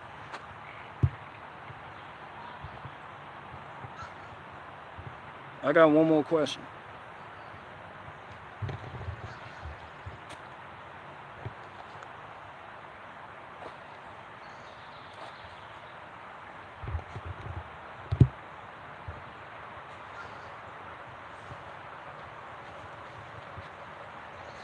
I got one more question. Oh yeah, I told Sweet that I was gonna hit them. Every time she call on me, I make her body sing symphonies of pleasure. Mine never keep a level. My fantasy and your presence alone is just a blessing, cause you'll always be my selection. Girl, you got that stick around, that's why I stick around and dick you down, down. You reciprocate the love that's made, understand it's give and take. Let your body shake and scream my hot damn name. When we fuck, girl, you come first. And with me, it's always your turn. And when you need it, I'll go deeper. Gonna leave your body weak for me, weak for me. I can't hit the bass. I couldn't do the bass drum on my chest because, you know, this shit was all. When I wrote that, though, if you in here, who was right?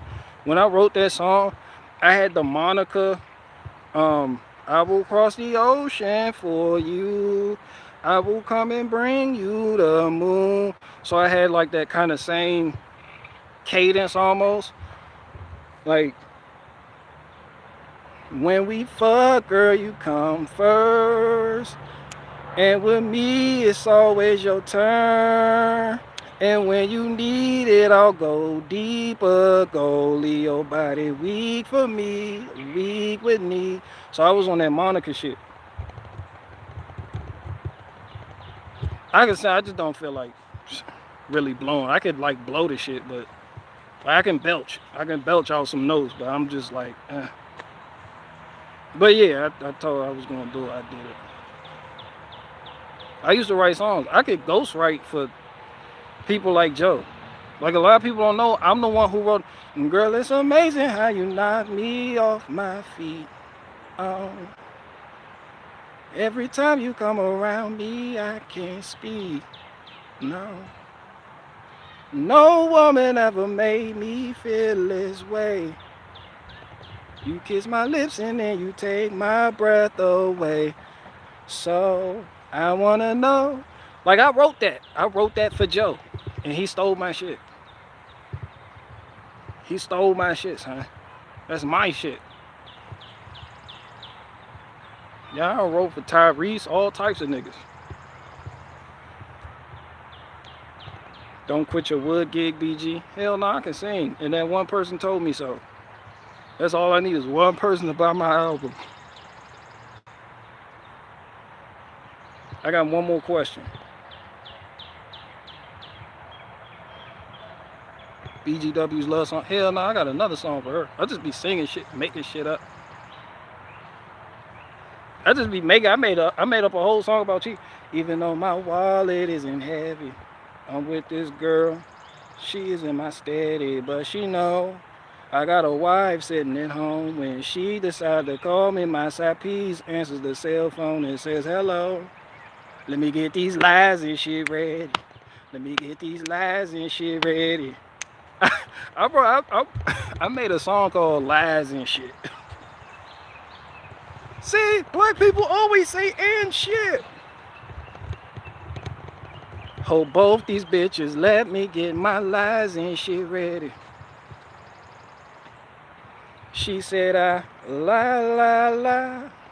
She so true. I tell another lie, now she don't know what to do. Wifey thinks I got me a side piece, which is true.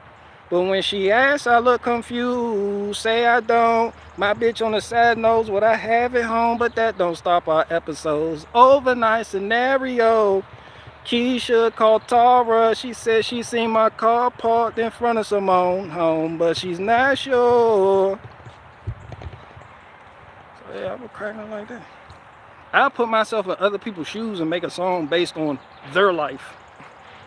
I'll make up a life for somebody so I can write about the bullshit they going through. Like I wouldn't be a great singer, but I'd be a great songwriter. Understand what I'm saying? Like that's how you do that. Is Joe popular? Not no more. Oh, that song was by Joe, and it's called I Wanna Know. By the way, but that's my shit. Just type in Joe, I Wanna Know, and the song come up. Anomaly is the best. Anomaly was Sice. He had Candace Owens on his show. Yeah, I seen that bullshit.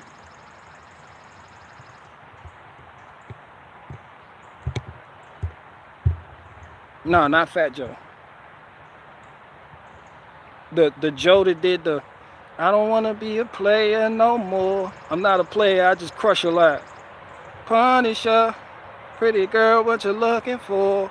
From a thug nigga. From a thug, you know the fat nigga of Big Pun? Yeah, that was Joe that did the hook for Big Pun. No more rolling with Pun there, right? Unless it's Pun in the Terror Squad. With the Terror Squad. Punisher, Punisher, Big Punisher. Yeah, that nigga. Yeah, he was saying it's just something about Candace Owens. I don't know. It's just something that's really not authentic about Candace Owens. I don't got like charts, graphs, and data on it, but I don't. Yeah. I'm just saying Candace Owens is not somebody I would trust with anything. I don't know. People like that, I don't know. I know, but I don't know how to explain it. I don't know how to explain it.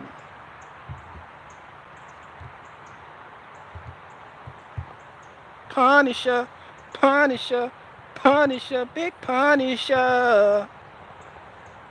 I'm not a player, I just crush a lot. Shout out to Big Pun. I don't want to be a player no more. That beat, that's a nice beat.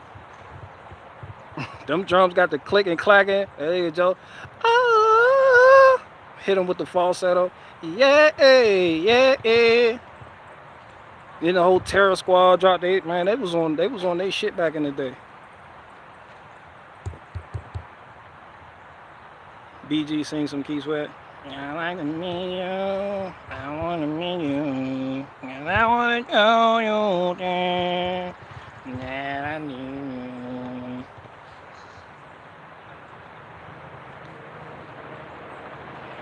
One doesn't sing Keith Sweat.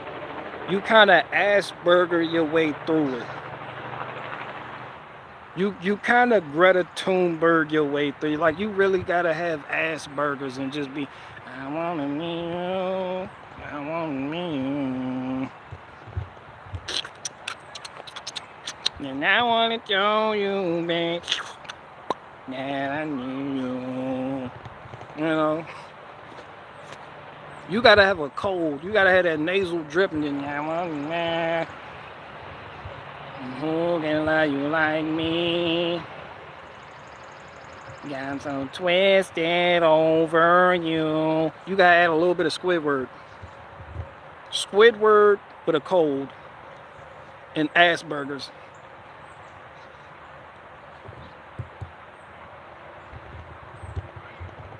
You know, I got what you need right now. Got me twisted over you. Shout out to Keith Sweat. Yeah, get your Asperger's. Like Elon Musk retarded ass. People like, hey, Smart, don't say that. That nigga was on Saturday Night Live trying to tell Joe.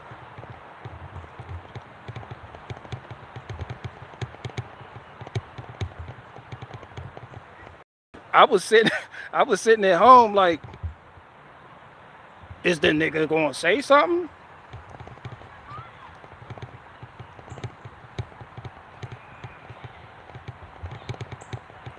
I have Asperger's. It's like, this nigga took 30 minutes to say that.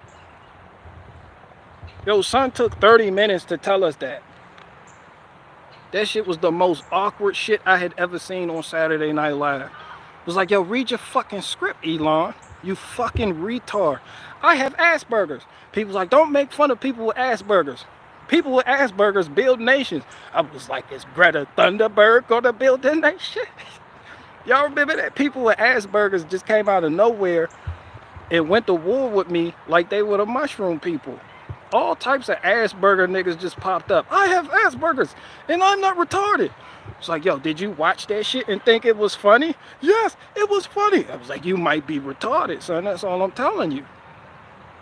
No disrespect. Respectfully.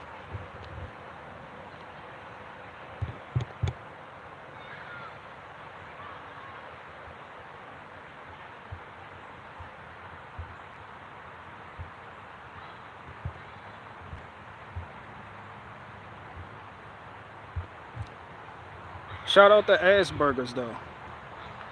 Every time Lil Lo mention her mom trip, I get hungry.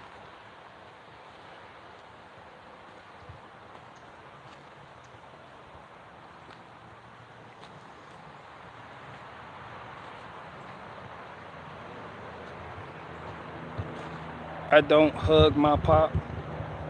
Man, ain't nothing wrong with that. Some cultures that's not acceptable. It's like, what the fuck are you doing? I'm hugging you. No, you're being gay. Go over there. I'm proud of you though. Don't hug me. This is like, you go to Ethiopia right now. The women, they gonna wash your feet for no fucking reason. They don't do shit like that here in America. Keisha not gonna wash your feet just because you showed up at the house. You try getting your cousins to wash your feet. Anybody. Keisha, Jessica, Samantha, Crystal. Them bitches ain't washing your feet because you showed the fuck up. But in Ethiopia, it's a custom. It's culture. They're like, nah, we wash the men's feet for no reason at all. What's the reason? We wash feet.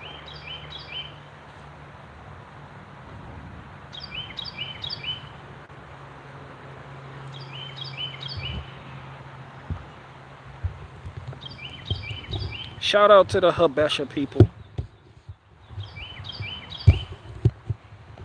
The Habesha. Habesha.